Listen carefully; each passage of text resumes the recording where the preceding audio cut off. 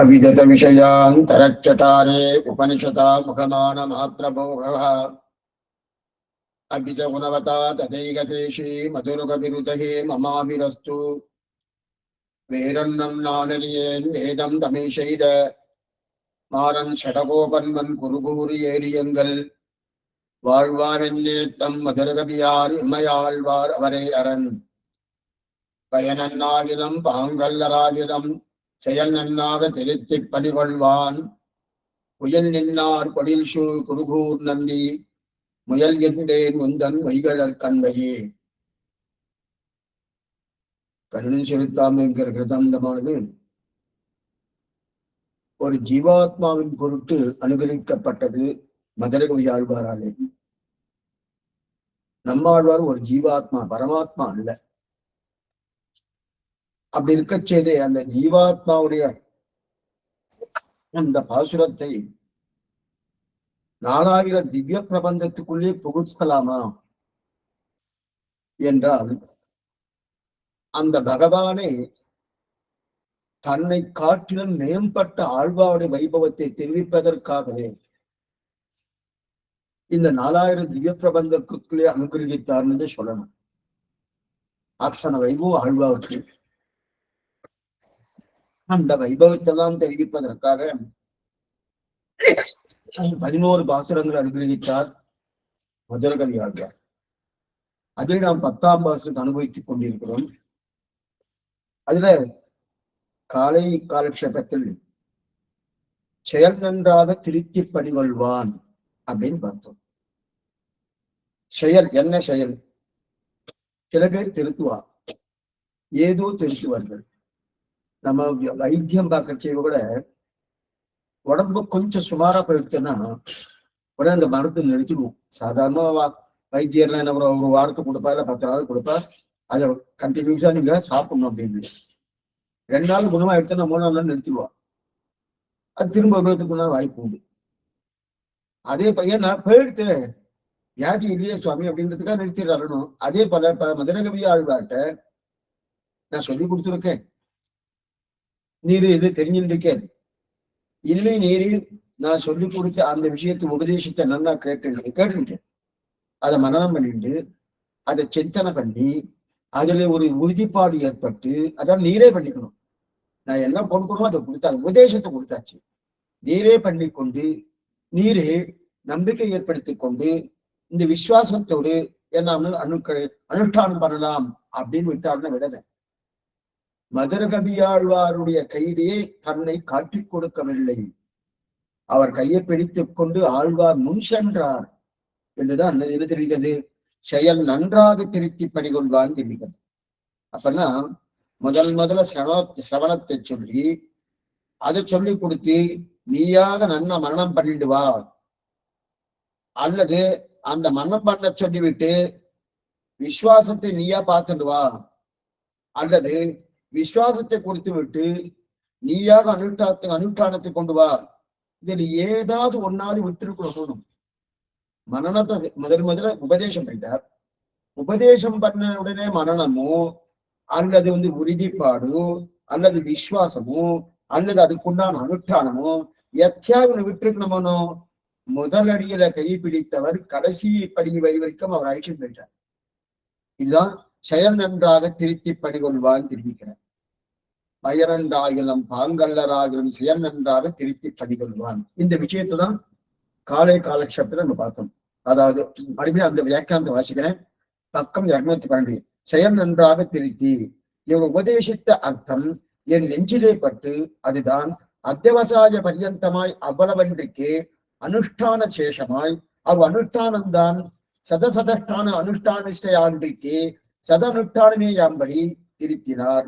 முற்பட சிரவணமும் கிருதமார்த்த வர்த்தத்தில் மரணமும் மதமான வர்த்தத்தில் மகா விஸ்வாசமும் விஸ்வதமான அர்த்தத்தில் அனுஷ்டானமும் அதில் அதனுஷ்டானமும் கரசாதே சதனுஷ்டானமாய் போருமை வழியே செயல் நன்றாக திருத்துவது. அனுஷ்டானம் பண்றச்சே தீயதும் சில நேரத்தில் கலக்கலாம். அதை கலசாம தீயதை தள்ளி நல்லதை மட்டும் அனுஷ்டானம் பண்ண வைத்தாரணும். அதான் தெரிவிக்கிறான். திருத்தி இவற்றில் என் கையிலே காட்டிக் கொடாதே தாமே கைத்தொடரா என்று அன்பந்தான் ஆற்றினார் தெரிவித்தார். அதற்கு மேல பணி கொள்வான், செயல் நன்றாக திருத்தி பணி கொள்வான். பகவத் பாகவத விஷயம் நம்ம இப்ப பார்த்துட்டு இருக்கிறது அழகிய மணவாள பெருமாள் நாயனார் வியாக்கியானம். அது ஆரம்பத்துல இதை சொல்லல, கார்த்தால தானே பார்த்திருக்கோம், ஞாபகம் இருக்கும்ன்ற ஒரு அபிப்பிராயத்துல அனுப்பிச்சு பணி கொள்வான்.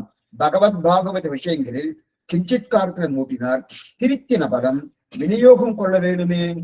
இவரும் அவருக்கு உவப்பாக வாய்த்தது பகவத் பாக விஷயங்களுக்கு அடிமை செய்வது. பகவத் கிஞ்சித் காரணம் வேணும், ஆச்சாரிய கிஞ்சித் காரணம் வேணும், வைஷ்ணவ கிஞ்சித் காரணம் வேணும். பகவத் பாகவத விஷயங்களுக்கு அடிமை செய்யும் ஆச்சாரியனுக்கு பிரியமாக பகவத் பாக விஷயம் இரண்டு உவப்பைக்கு ஆச்சாரனுக்கு அடிமை செய்யும் தெரிவிக்கிறார். கொஞ்சம் மாத்திரம் என்ன பண்றான்னு நிஞ்சாதமா சம்பிரதாய விஷயம் என்னன்னா, இப்ப பகவத் விஷயத்திலும் அதாவது பயனன்னாவிலும் பாங்கல்லராவிலும் செயல் நன்னாக திருத்தி பணிகொள்வான். திருத்தி பணிகொள்ளனா கைங்கரியத்தை கொள்வது. அந்த பைங்கரியத்தை கொள்வது தன்னிடத்தில் கொள்ளணும். ஆழ்வார் நம்மாழ்வார் என்ன பண்ண தன்னிடத்தில் கொள்ளணும், அதை கொள்ளாமல் பகவத் விஷயத்திலும் பாகவத விஷயத்திலும் கொண்டு போய் இந்த சிறிதளவு கைங்கரியத்தை பண்ண வேணும்னு கொண்டு போய் வைத்தார். யாரை? மதுரகவி ஆழ்வார் அங்க கொண்டு வைத்தார். இதுதான் பெரிய வியப்பா இருக்கு. என்னன்னா, ஆழ்வார் தன் விஷயத்தில் தானே கைங்கரியம் கொள்ளணும். இப்ப ஆச்சாரிய விஷயத்தை விட்டுட்டு மற்ற இரண்டையும் சொல்றார். கொஞ்சம் நிதானமா இந்த விஷயத்தை வந்து நல்லா கேட்கணும். ஆச்சாரிய விஷயத்தை விட்டுட்டு கைங்கரியத்தை கொள்ள வேண்டியது நம்மாழ்வார். இவர் தான் திருத்தினார். செயல் நன்றாக திருத்தி பணி கொள்வான். இந்த பணிகொள்வான் சப்தத்துக்கு தான் இப்ப நம்ம அர்த்தம் பார்த்துட்டு இருக்கோம். பணிகொள்வான்னா என்ன பணிகொள்வான்? பகவத் கைங்கரியம் பாகவத கைங்கரியத்துக்காக கொண்டு போய் விட்டார். பகவத் கைங்கரியம் தனக்கு இல்லை, தனக்குன்னா ஆழ்வார்க்கு இல்ல, பகவத் கைங்கரியம் பாகவத கைங்கரியம் கொண்டு போய் விட்டார் தெரிவிக்கிறார். இது என்னமா சுவாமி இந்த மாதிரி பண்ண? ஏன்னா சாமானியமா நம்ம 3 பருவத்தை பார்த்திருக்கோம். என்ன பருவம்? ஆச்சாரியன், பகவத் விஷயம், பாகவத விஷயம், ஆச்சாரிய விஷயம் 3 பார்த்திருக்கோம். இப்ப நம்மாழ்வார் என்கிற ஆச்சாரியனை பார்த்த ஆழ்வார் பகவத் விஷயத்திலும் பாகவத விஷயத்திலும் மூர்த்தி விட்டார் தெரிவிக்கிறாங்க. தன் விஷயத்துல அவர் சேர்க்கவே இல்லை. பணிகொள்வான் சப்தத்துக்குன்னா அர்த்தத்தை பார்க்கிறோம். அப்ப கைங்கரியம் கொள்வான், கைங்கரியம் கொள்வார்னா தான் கொள்ளணும். தான் தான் நம்மாழ்வார் கொள்ளணும். நம்மாழ்வார் கொள்ளாமல் பகவத் விஷயத்திலும் பாகவத விஷயத்திலும் கொண்டு போய் மூட்டுட்டார். நீ பகவத் கைங்கரியம் பண்ணு, பாகவத கைங்கரியம் பண்ணு அப்படின்னு மதுரகவி ஆழ்வார் நியமனம் பண்ண. அதான் பணி கொள்வான் சப்தத்துக்குண்டான அர்த்தம் அப்படின்னு இருக்கார். இது என்ன சுவாமி இப்ப திருத்தி ஆயிடுத்து.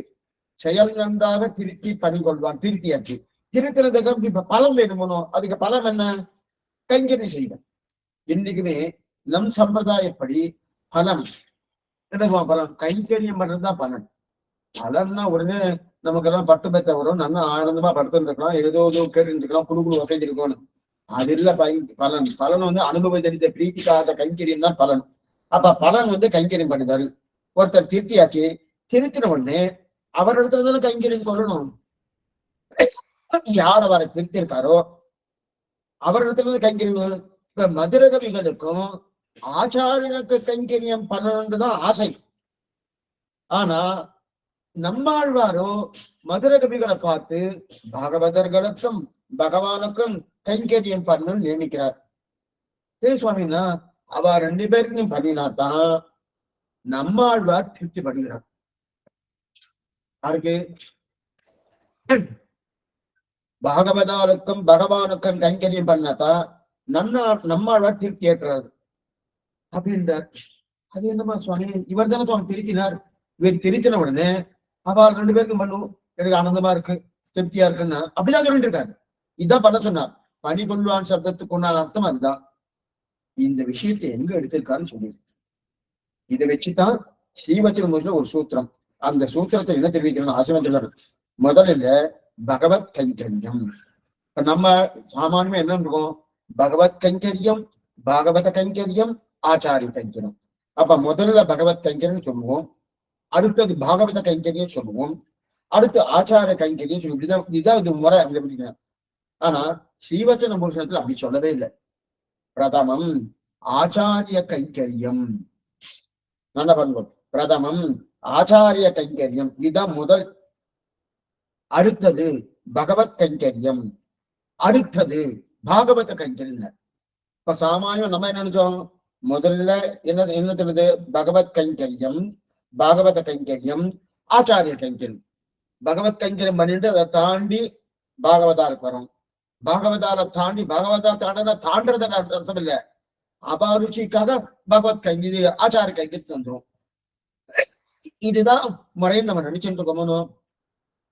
ஆனா ஸ்ரீவாச்சக பூஷணம் என்ன தெரிவிக்கிறார், பிரலோகாச்சாரிய ஆசிரியர் தெரிவிக்கிறார், முதல்ல பிரதமம் ஆச்சாரிய கைங்கரியம், முதல்ல ஆச்சாரிய கைங்கரியம் இதுதான் முதல் பருவம். அடுத்து பகவத் கைங்கரியம், அதுக்கு அடுத்தது பாகவத கைங்கரியம். இந்த பிரலோகாச்சாரிய சாய்ச்சார் மனவாளம் வந்து என்று வியாக்கியானம் பண்றச்சு கிரமம் மாறி இருக்கு. பகவத் கைங்கரியம், பாகவத கைங்கரியம், ஆச்சாரிய கைங்கரியம் தான் கிரமம் இருக்கு. இவர் இப்ப பிரலோகாச்சாரிய என்ன தெரியுமா, ஆச்சாரிய கைங்கரியம், பகவத் கைங்கரியம், பாகவத கைங்கரியம் அப்படின்னு இப்படி எடுக்கிறாரு. என்ன இது கிரமமா மாத்தி இருக்காரு, ஏன் இந்த மாதிரி கிரமம் மாத்துறாருன்னு. ஏன்னா இவர் பண்றதுன்னா பகவான் பாகவதர்கள் ஆச்சாரிய, இதுதான் கிரமம். பகவான் பாகவதர்கள் ஆச்சாரியர்கள், இந்த மூணு தான் கிரமம், இதுதான் மூணு பருவம். ஆனா இப்ப பிரலோகாச்சாரிய தெரிவிக்கிறது ஆச்சாரியன், பகவான், அடுத்து பாகவதன், இப்படி எழுதியிருக்காரு.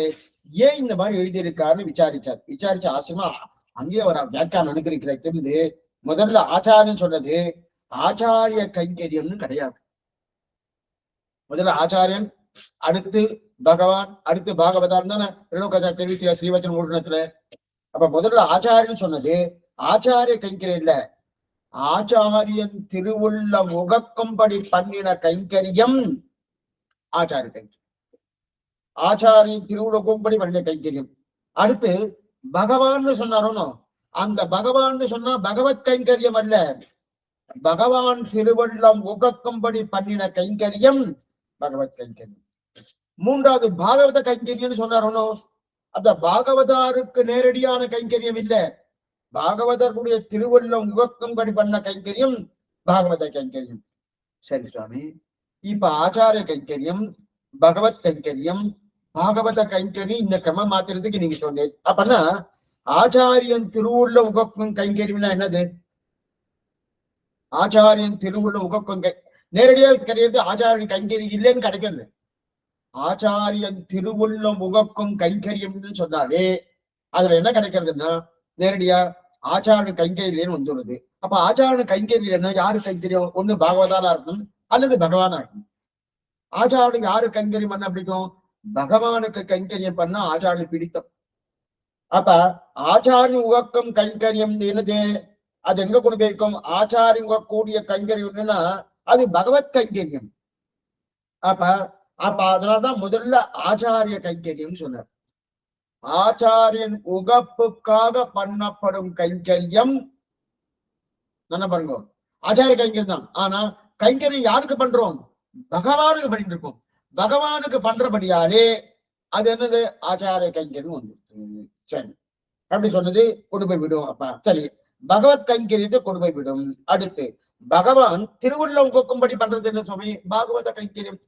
சதியாராதன்னு பண்றோம்னு அங்கங்க கோயில சில சில உற்சவாதிகள் நடந்துட்டு இருக்கும். பகல் ரத்து உற்சவம், ராப்பத்து உற்சவம், திருமலையிலே அதே மாதிரி பிரம்மோற்சவம், அதே மாதிரி ஒவ்வொரு திவ்ய ஆண்டாள் திருவாடிப்பு உற்சவம், அந்த மாதிரி ஆழ்வாவுடைய வைகாசி வையங்கண்ட வைகாசி திருநாள், இதெல்லாம் இந்த உற்சவத்துக்கு அங்கங்க பாகவதாலாம் சதியாராதனை பண்றோம். எல்லா சதியாரம் ஸ்ரீ வைஷ்ணவா பூர்ணமா எல்லாத்தையும் சதியாரம் ராமானுஜ புட்டெல்லாம் இருக்கு. இப்ப அது என்ன சுவாமி, அது என்ன கைங்கரியம்? அப்ப பாகவத கைங்கரியம், அதுதான் பகவத் கைங்கரியம்னு பேரு. அது என்னமோ நம்ம பாகவத கைங்கரியம் நினைக்கிறோம். பாகவதால் பண்ணிட்டீங்கன்னா பகவான் திருவள்ளம் கோப்பு என்னன்னா பாகவதால் பண்றது, ஸ்ரீ வைஷ்ணவால் பண்றது. அப்ப அது பகவத் கைங்கரியம் பேரு. இதனால்தான் அப்படின்னு சொல்லுது. என்ன சொல்லுவாருன்னா, சில பேர்லாம் தெலுங்குலயும் இந்த வார்த்தை உண்டு, தமிழ்லயும் இந்த வார்த்தை உண்டு. மக்கள் சேவை மகேஷன் சேவை. தெலுங்குல சொல்லுவா மாதவ சேவை மாணவ சேவைன்னு. மாணவன்னா மக்கள், மாணவ சேவைனா கைங்கரியம். அப்ப மாதவ சேவை, மாதவன்னா ஸ்ரீமன் நாராயணன். இங்க மக்கள் சேவை மகேஷன் ஸ்ரீமன் நாராயணன் அப்படி சொல்றாருனோ. இது வேற ரூபத்துக்கு அந்த பேர் கொடுத்திருக்காங்க. உண்மையா என்னன்னா பகவான் உகந்த கைங்கரியம் பாகவதாலுக்கு பண்ண வேண்டியதுதான். இப்ப நம்ம பாகவதாலுக்கு பண்ணாம பகவானுக்கே பண்ணிட்டு இருந்தோம்னா அவருக்கு உகப்பு இருக்குமானா இருக்கவே இருக்காது. இது ஆட்கொண்டவர்கள் ஜியன்னு ஒரு பெரியவர், அவர் போய் பெருமாளை சேவிச்சார், நம்பெருமாள் நல்லா சேவிச்சார். அந்த பெரிய பெருமாள் சேவிச்சு கொஞ்சம் அப்படியே வெளில வந்து அப்படியே திருப்தி இல்லாம அவங்க நின்றுட்டு இருக்கார். அங்க ஸ்ரீ வைஷ்ணவெல்லாம் கையோட சிஷ்யாலாம் கேட்கிறார், என்ன சுவாமி பெருமாள் சேவிச்சு நல்லா சேவிச்சேனும் ஆனந்தமா இருக்கேன்னு அப்படின்னா. இல்ல எனக்கு திருப்தி இல்லைன்னா. ஏன் சரியா சேவிக்கிறியா? ஆமா. சரி இன்னொரு தடவை சேவிச்சுட்டு வாருங்க அப்படின்னார். இல்ல எத்தனை தடவை சேவிச்சாலும் இதுதான் சொல்லுவேன்னார். அது என்னவா சுவாமின்னா, இன்னும் பாகவதாலுக்கு நான் தாசனுங்கிற எண்ணம் எனக்கு வர்ற வரைக்கும் இதான். அப்பனா என்ன அர்த்தம்னா பகவத் கைங்கரியம் பகவத் சேவை பகவானுக்கு கைங்கரியன பாகவத பரியந்தம் வந்தாதான் பகவத் கைங்கரியம் வேண்டியது பூர்த்தி ஆகுது. இதைத்தான் அங்க தெரிவிக்கிறார். தெரியாதாப்ப அப்ப பகவானுடைய திருவுள்ள உகக்கும் கைங்கரியம் அதான் தெரிவிக்கிறது பாகவத கைங்கரியம். அப்ப தர உகமி பாகவத கைங்கரியம் பகவானுக்கு பாகவதர்களுக்கு கைங்கரியம் பண்ணுவதுதான் அவருக்கு பிடிக்கிறது. அப்ப அது ரெண்டாவது பருவம். அப்ப முதல்ல ஆச்சாரியாளுக்கு பகவானுக்கு கைங்கரியம் பண்ணா ஆச்சாரியர்கள் பிடிக்கிறது. அப்ப ஆச்சாரிய உகப்புக்காக கொண்ட கைங்கரியம் பகவத் கைங்கரியம். ஆனா உண்மையிலே ஆச்சார கைங்கரியம் தான். ஆனா கைங்கரியம் பண்ணுவது பகவானுக்கு. அதே போல அந்த பகவானுக்கு உகப்பு எதுன்னா பாகவதாவுக்கு பண்றது. அப்ப உண்மையிலே பாகவதற்கு தான் கைங்கரியம் பண்றோம். எதுக்காக பண்றோம்? பகவான் உகப்புக்காக பண்றோம். அது எது? பகவத் கைங்கரியன்னு பேரு. அடுத்து ஆச்சாரிய பாகவத கைங்கரியம் சுவாமி. பாகவத கைங்கரினா பாகவதாவுக்கு பிடிக்கிறது என்னன்னா அந்த பாகவதருடைய ஆச்சாரியனுக்கு கொண்டு கூட அனுப்புவா. எந்த பாகவதாரா இருந்தாலும் தனக்கு கைங்கரியம் பண்ணணும்னு பிரார்த்திக்கவே மாட்டா, கேட்கவும் மாட்டா, இதுவும் பண்ண மாட்டா. ஆச்சாரியன் இருக்கா பாருங்க, அவர் தான் காட்டி கொடுத்துட்டார். எங்களையும் காட்டி கொடுத்தார், பகவானையும் காட்டி கொடுத்தது ஆச்சாரியனே. அவருக்கு கைங்கரியம் பண்ணுங்க, அவருக்கு கைங்கரியம் பண்ணுங்கன்னு. அப்ப ஆச்சாரியனுக்கு கைங்கரியம் பண்றோமோ அது யாருடைய உகப்புக்காக பண்ணப்படக்கூடிய பாகவதாடு உகப்புக்காக பண்ணப்படக்கூடிய ஆச்சாரியன். இப்ப மூணும் சரியா வந்துட்டா பாருங்க. ஆச்சாரிய கைங்கரியம். அதனால்தான் ஆச்சாரிய கைங்கரியம் முதல்ல சொல்லிட்டார். அடுத்து ஆச்சாரிய கைங்கரியம் முதல்ல சொன்னதுக்கு அப்புறம் அடுத்து என்ன சொன்னாரு? பிரதமம் ஆச்சாரிய கைங்கரியம், அதுக்கு அடுத்தபடியால பகவத் கைங்கரியம், அடுத்தபடியால பாகவத கைங்கரியம் சொன்னாரு. இதனாலன்னா அப்ப நாம சொல்றதும் பகவத் கைங்கரியம் பாகவத கைங்கரியம் ஆச்சாரிய கைங்கரியம். ஆனா இங்க சொன்னது ஆச்சாரிய உகப்புக்காக பண்ணப்பட வேண்டிய கைங்கரியம் பகவானுக்கு. அப்ப அது பகவானுக்கு கைங்கரியம் பண்ணாலும் ஆச்சாரிய கைங்கரியத்தை வந்துச்சு. அதே போல பகவானுடைய உகப்புக்காக பண்ணப்பட வேண்டிய கைங்கரியம் பாகவதாலுக்கு. பாகவதா கைங்கரியம் பண்றோம், அது பகவான் உகப்புக்காக அது பகவத் கைங்கரியம் வந்துடும். அதே பாகவதால் ஸ்ரீ வைஷ்ணவா அவளுக்கு முகப்புக்காக பண்ணக்கூடிய ஆச்சாரியனுக்கு பண்ண வேண்டியது அது ஆச்சாரிய கைங்கரியம் சொல்லப்படுறது. அதான் தெரியுது. ஆச்சாரிய நண்பராலியா. அதனால ஆச்சாரிய கைங்கரியம். ஆக நேரே அதை சொல்லாமல் பிரதம தித்திய தித்திய என்று சர்வபர்மம் என்று சொல்லி அவரவர்கள் உகக்கும் கைங்கரியம், ஆச்சார உகக்கும் கைங்கரியம், பகவான் உகக்கும் கைங்கரியம், பாகவதால் உகக்கும் கைங்கரியம். ஆச்சார உகக்கும் கைங்கரியம் பகவத் கைங்கரியம், பகவான் உகக்கும் கைங்கரியம் பாகவத கைங்கரியம், பாகவதால் உகக்கும் கைங்கரியம் ஆச்சாரிய கைங்கரியம். இது 3 வகை. இப்ப பகவத் கிஞ்சித்காரமும் வேணும், ஆச்சாரிய கிஞ்சித்காரம் வேணும், பாகவத கிஞ்சித்காரம் வேணும். அப்ப மூவருக்கும் கொஞ்சமாவது கைங்கரியம் பண்ணி ஆகணும். அப்ப பகவானுக்கும் பாகவதற்கும் கைங்கரியம் பண்ணுவது நல்லா பாருங்க.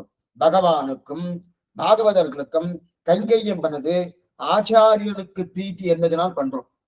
ஆச்சாரியன் வரும் பகவானுக்கு பண்ணு, பாகவதால் பண்ண அந்த பிரீத்தி என்ன இருக்கணும். பெருமாளுக்கும் பாகவதற்கும் சந்தோஷம் வரணும்னாலே ஆச்சாரனுக்கு கைங்கரியம் பண்ணணும். பெருமாளுக்கும் ஆனந்தம் ஏற்படணும், பாகவதாலுக்கும் ஆனந்தம் ஏற்படணும்னா ஆச்சாரனுக்கு கைங்கரியம் பண்ணணும், கைங்கரியம் பண்ணணும்.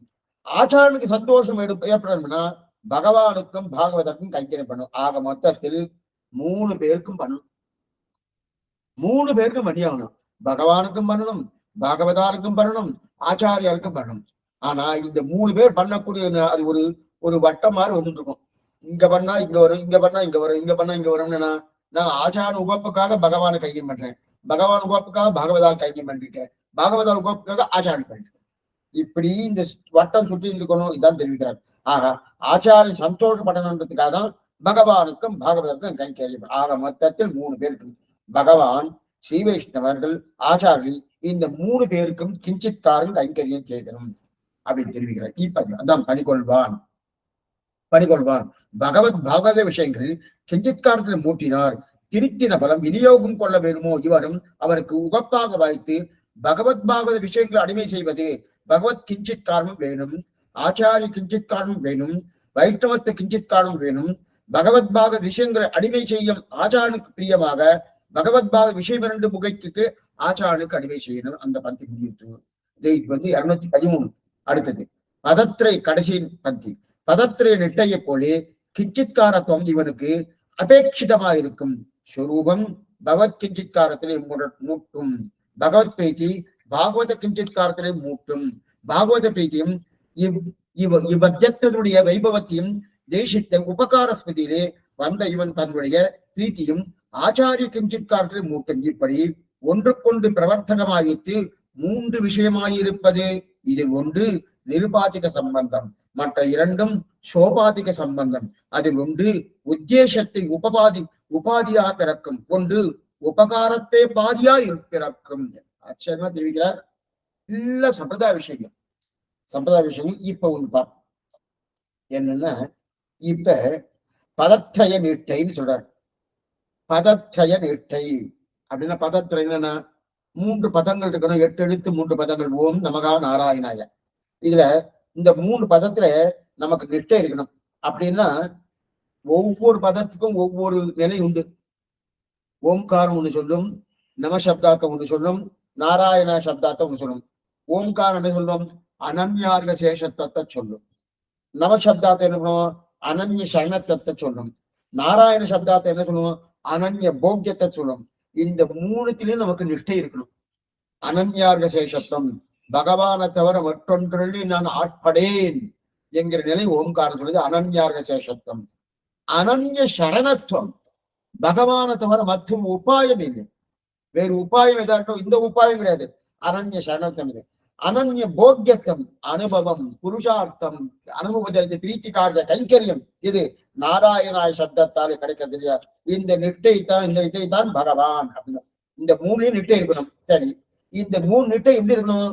பகவான், பாகவதர்கள், ஆச்சாரியர்கள், இந்த 3 பேரும் கைங்கரியத்தில் நிட்டை இருக்கணும். எதுவுமே இல்லை. நம்ம என்ன அனன்யாரிசேஷத்துவம், அனன்ய சரணத்துவம், அனன்ய போக்கியத்துவம் முன்னே பகவான்கிட்ட மட்டுமல்ல பாகவதாட்ட இருக்கணும். அதே போல ஆச்சாரர்கிட்ட இருக்கு இல்லையா? இந்த 3 நிட்டை அவசியம் இருந்தாகணும். சரி, தெரியுது. அப்படி இருக்க கேட்டு அப்ப பெருமாளுக்கு நான் அடிமைன்றது நம்முடைய ஸ்வரூபம். ஓம்காரம் என்ன சொல்லுது? அகார வாச்சன பகவானுக்கு, மகார வாச்சன ஜீவாத்மா, அனன்யார்க சேஷபோதன். பெருமாளுக்கே நான் அடிமை சென்ற உடனே பெருமாளுக்கு கைக்கியம் பண்ணணும் தோணும். அந்த பெருமாளுக்கு நான் தாசன் சுவாமி, அவர் சுவாமின்னா தாச சுவாமி பாவத்தால் நான் கைக்கியம் பண்ணணும் தோணும் போனோம். அப்ப பெருமாளுக்கு அடிமை என்றாலே பாகவதர்களுக்கு பண்ணுவதுதான் பிரதானம். பெருமாளுக்கு அடிமைன்னா அது எங்க கொண்டு போய் விடுன்னா, பாகவதால் பரியந்தம் ஊற்றதும் உன் அடியார் கடிமை மற்றுமோ தெய்வமுள்ளது என்று உறப்பாரோடு ஊற்றிலேன் ஊற்றதும் உன் அடியார் கடிமைன்னு திருவங்கியாவை தெரிவித்தார்னா அதே பழகினா பகவானுக்கு தாசன்னு சொன்னாலே அது எங்க போய் கடைசியில கொண்டு போய் அங்க முட்டிக்கும்னா பாகவதாருடைய அந்த நிலையில கொண்டு போய் முட்டும். அப்ப பாகவதார் கைங்கரியம் பண்ணணும். இப்ப பாகவதர்களுக்கு கைங்கரியம்னா ஆச்சாரிய பெரியந்த புரியும். ஆச்சாரிய கைங்கரியம் பெரியந்த புரியும். இது 3 பண்ணினாதான் பிரீத்தி.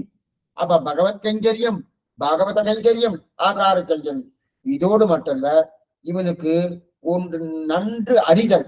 அதாவது பிரீத்திக்காக மட்டுமல்ல, பகவானையும் பாகவதையும் சொல்லி கொடுத்ததே ஆச்சாரியன் தானே.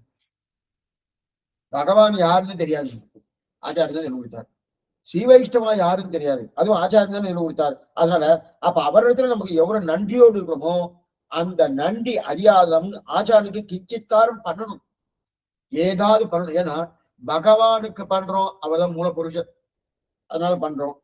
அதே பாகவதால் பண்றோம், அவருக்கு தாசன்ன்றதுனால பாகவதால் பண்றோம். ஆச்சாரனுக்கு எதுக்கு சுவாமி பண்ணணும்? எதுக்கு பண்ண? 2 பேரும் காட்டி கொடுத்தது அவர் தான். அந்த நன்றி தெரியணுமனும் அந்த நன்றிக்காக கிருத்திக்காக பண்ணணும். இப்படி ஒண்ணு கொண்டு போட்டி கொட்டு கொண்டு இன்னொன்று வளர்க்கக்கூடிய அதைத்தான் என்னது பிரவர்த்தகம் தெரிவிக்கிறார். பிரவர்த்தகம் தெரிவிக்கிறார். அப்ப இவரிடத்தில் போனால் அதை வளர்க்கிறார். ராஜாண்ட போனா இதை நல்லா வளர்க்காரு. கைங்கரித்த நல்லா வளர்த்து வளர்த்து வளர்த்து வளர்த்து மேன்மேலும் பெருகும்படியான தண்ணி கொடுக்கிறார். சரி, இப்படி ஒண்ணு கொண்டு பிரவர்த்தகம் ஆச்சாரியமான அர்த்தங்களை எல்லாம் சொல்கிறார். என்னென்ன என்னென்ன அர்த்தங்களும் எல்லாத்தையும் ஆச்சரியமான அர்த்தங்களை ஆச்சாரம் கொடுக்கிறார். இப்ப இன்னொரு விஷயம், இப்ப என்ன பார்த்தோம், 3 பேருக்கும் கைங்கரியம் பண்ணணும். ஆனா கைங்கரியம் பண்ணும் போது எந்தெந்த நிலையோடு பண்ணணும்னு பாருங்க. பாகவதர் கைங்கரியம் பண்ணினால் பிரீத்தி யாருக்கு? ஏன்னா பாகவதற்கு பண்ணுவதுதான் இதில் கொண்டு போய் மூட்டும் பகவானுக்கு பிரீத்தி. அதனால பகவானுக்கு பண்றோம்னா அவர் தான் மூல புருஷர், அதனால பண்றோம். ஏற்கனவே சொல்லிட்டேன், மறுபடியும் ரிப்பீட் பண்ணிட்டு இருக்கேன். 2வது பாகவதால் பண்றோம்னா அவருடைய அடியார்கள் அதனால பண்ணணும், அவருக்கு பிரீத்தி அதனால பண்றோம்.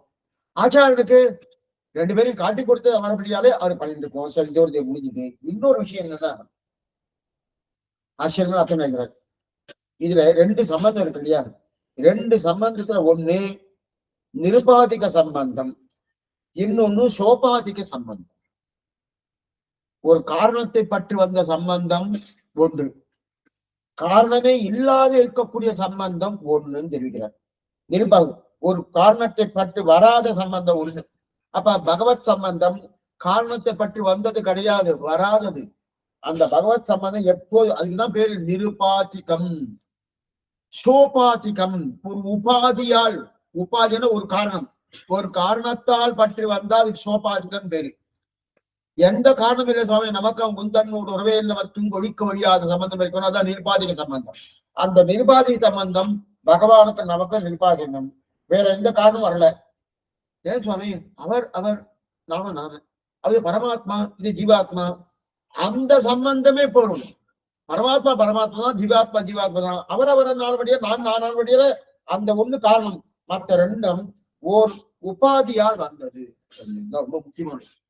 இப்ப ஆச்சாரிய சம்பந்தமோ பாகவத சம்பந்தமோ ஒரு காரணத்தை முன்னிட்டு கொண்டு வந்திருக்கு. ஜாகிரதையா கேட்கணும். ஏன்னா இப்ப நம்ம பார்க்கக்கூடிய பிரபந்தம் சர்மபர்வ நெட்டை.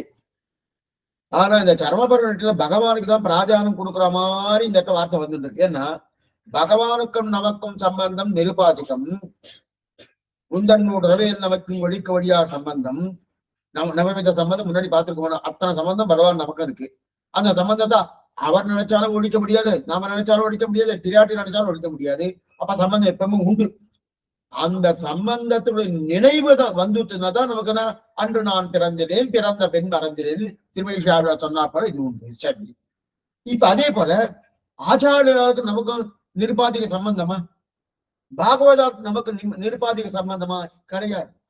ஒரு உபாதியால் ஏற்பட்டது ஒரு 2 சம்பந்தம், ஒரு காரணத்தை முன்னு, ஆச்சாரிய சம்பந்தமும் காரணத்தை முன்னிட்டு கொண்டு, பாகவத சம்பந்தமும் காரணத்தை பற்றி கொண்டு. அப்பன்னா ததியத்துவ உபாதி, பகவானுக்கு சிஷ்யர்கள் பாகவதர்கள் ததியர்கள். தத்துவின்னு பகவானுக்கு பேரு. அந்த தத்துவை ஆராதிப்பவர்கள் ததியர்கள். அந்த ததியர்கள் ஆனபடியாலே, பகவானுடைய சம்பந்தம் உடையவர்கள் ஆனபடியாலே அவளுடைய சம்பந்தம். அப்ப ஒரு காரணத்தை முன்பு கூட வந்திருக்கீங்க.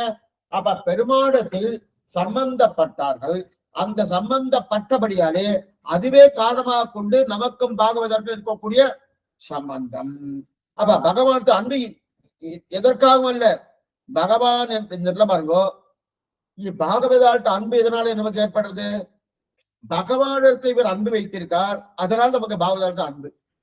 அதே போல பகவானுக்கு நமக்கு அன்பு இருக்கணும். எதனால் சுவாமி? அவர் பகவான் ஆனபடியான அன்பு, ஏதோ காரணம் இல்லை. அவர் பகவான் ஆனபடியான எந்த காரணமும் கிடையாது. அப்ப பகவான் என்பதனால. ஆனால் பாகவதற்கு அவர் என்னைக்காவது பகவத் பக்தனாக இல்லாம போனா அன்பு இருக்குமா? அன்பு இருக்கவே இருக்காது. அப்ப பாகவதத்திலும் ஒரு காரணத்தை முன்னிட்டு கொண்டுதான் அன்பு, பிரேமம், பிரீத்தி. ஆச்சாரத்திலும் அன்பு ஒரு சோபாதிகம், ஒரு காரணத்தால வருவது. அப்ப ஆச்சாரிய சம்பந்தம் பாகவத சம்பந்தம் 2மே ஒரு காரணத்தை முன்னிட்டு கொண்டு வருவது. பகவத் சம்பந்தம் காரணமே கிடையாது, நிருபாதிகம் சொல்லிட்டு. சரி, ஆனால் பகவானுக்கு அன்பு நிருபாதிகம், பாதருக்கு நாம் பண்ணும் கைங்கரியம் உத்தேசம். பெருமாளுக்கு பிடித்திருக்கு அவர்கள் கண்ணும் கைங்கரியம் பண்ணால் பகவானுக்கு வேண்டியவர். நல்லா பாருங்க. இந்த இடத்துல இப்ப பாகவதார் நம்ம கைங்கரியம் பண்ணணும்னு ஒருத்தர் கேட்கிறார். என்ன கேட்கிறேன்னா, தவை எனக்கும் பகவானுக்கும் நிருபாதிக சம்பந்தம். அவர் உண்டு, நான் உண்டு. அவர் தான் எனக்கு மோட்சம் கொடுக்க போறாரு. குறுக்க இவங்க 2 பேரும் எதுக்கு? ஆச்சாரியாலும் எதுக்கு? அதே போல பாகவதாலும் எதுக்கு? வேண்டாம். ஏன்னா நிறைய பேர் இதை பேசுவாங்க. இன்னைக்கு அந்த மாதிரியான ஒரு சன்னிவேசம் நிறைய வந்துட்டே இருக்கு. இவெல்லாம் தேவையில்லை சுவாமி. மோட்ச இச்சை ஜனார்தனரா, ஜனார்தன் தான் மோட்சம் கொடுக்க போறார்.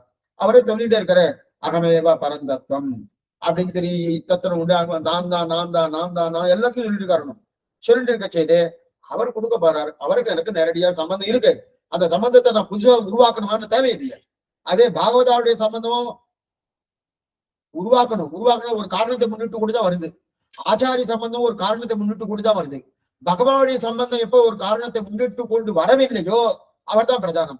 அது மட்டும் இல்ல, அவர் வேற யாரா கை காட்டுவாரோ, சுவாமி மோட்சம் போகணுமா, அந்த பக்கம் ஒருத்தர் இருக்கா அவர்கிட்ட போகணும், அவரே தான் கொடுக்க போறாரு. உபாயம் அவரே, உபயம் அவரே. அப்படி இருக்க செய்து இவ 2 பேரும் வேண்டாமேன்னு நமக்கு தோணும். எதுக்காக இதுக்கு எடுத்திருக்கான்னா, நிருபாதிக்கம் சோபாதிக்கம். இயற்கையா இருக்கக்கூடிய சம்பந்தம் தான் எப்பவுமே பிரதானம். இப்ப இயற்கையா இருக்கக்கூடிய சம்பந்தம் பகவானுக்கு நமக்கும்,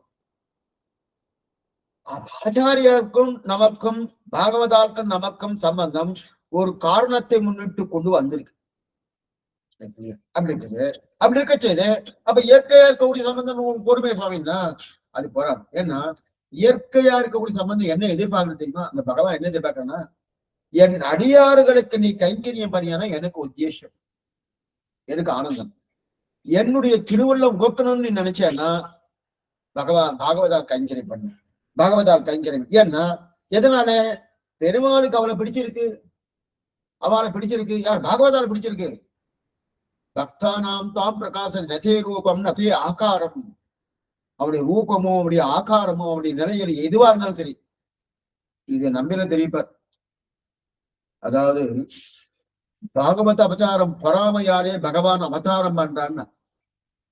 அவருடைய அவதாரங்கள்லாம் பரித்ராணாய சாதுனாம் விநாசாய சதுஷ்டாம் தர்ம சம்ஸ்தாபனாச்சாரிய சம்பவாமி யுகே யுகேன்னு 3 காரணங்களை தெரிவிக்கிறார் கண்ணன். ஆனா பிரதான காரணம் அம்பில் எழுதினா அதெல்லாம் ஒண்ணுமே இல்லை, பாகவத அபச்சாரம். அந்த பாகவத அபச்சாரம் பொறாமையாலே பகவான் அவதாரம் பண்றார் அப்படின்னு எழுதுறார். அப்ப பாகவத மேல அவ்வளவு பிரீத்தி அவருக்கு.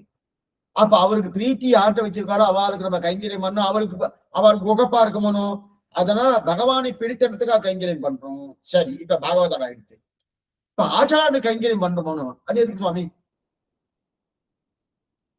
எதுக்காக பண்ணும்? பகவானுக்கு பிரீத்தி பாகவதா வந்துட்டா குறுக்க ஆச்சாரம் எதுக்குன்னா, இல்ல இல்ல பகவான் யாரு, பாகவதால் யாரு, நீ யாரு, இந்த 3ஐயுமே காட்டி கொடுத்ததே இந்த ஆச்சாரியன் தான். அவர் காட்டி கொடுக்கலன்னு வச்சுக்கேன், ஏதாவது தெரியப்படுதா? அன்று நான் பிறந்திலேன், பிறந்திலேன்னா இந்த ஞான ஜன்மா இல்ல, எனக்கு ஞானமே வரல. அப்ப இந்த ஞான ஜன்மா இல்லைன்னா நான் யாரும் தெரியாது. யானே என்னை அறியகிலாதே யானே எந்தனதே என்றிருந்தேன். இந்த நிலையில தான் இருந்த அது யானே நீ, என் உடமையும் நீ ஏன் காட்டி கொடுத்தது யாரு? ஆச்சாரியன் தானே காட்டி கொடுத்துட்டாரு. அப்ப ஆச்சாரியன் காட்டி கொடுத்தபடியாரு அந்த உபகாரத்து உபாதி, இத்தனை உபகாரம் பண்ணியிருக்காரு. இதத்தான் மதுர கவியாழ்வார் நம்மாழ்வார் முயல்கின்றேன் முயல்கின்றேன், நீ பண்ணின உபகாரத்துக்கு பெற்று உபகாரம் பண்ண முடியுமா அந்த உபகார உபாதி, அந்த உபகாரத்துவ உபாதின்னு தெரிவிக்கிறார் இல்லையா? அப்ப இங்க காரணம் என்னன்னா உபகாரம் பண்ணிடுறார் இல்லையா? அப்ப பெருமாளை பற்றியும் பாகவதற்கு பற்றியும் உபகரித்தவர் ஆச்சாரியன் தானே. அந்த உபகாரம் என்ற காரணத்தினாலே ஆச்சாரனுக்கு கைங்கரியம். புரியுதா? இப்ப 3 கைங்கரியம். பகவத் கைங்கரியம் நிருபாதிகம், பகவான்றபடியாலே பகவத் கைங்கரியம். பாகவதால கைங்கரியம் பகவானுக்கு பிடித்தமானபடியாலே பாகவதால கைங்கரியம். ஆச்சாரிய கைங்கரியம், ஆச்சாரியன் என்ன சுவாமி உபகாரத்துவம், உபகாரம் எனக்கு பண்ணியிருக்காரு. பகவான் எனக்கு யாரும் தெரியாது, பார்த்ததே கிடையாது, அவரை காட்டி கொடுத்தார்.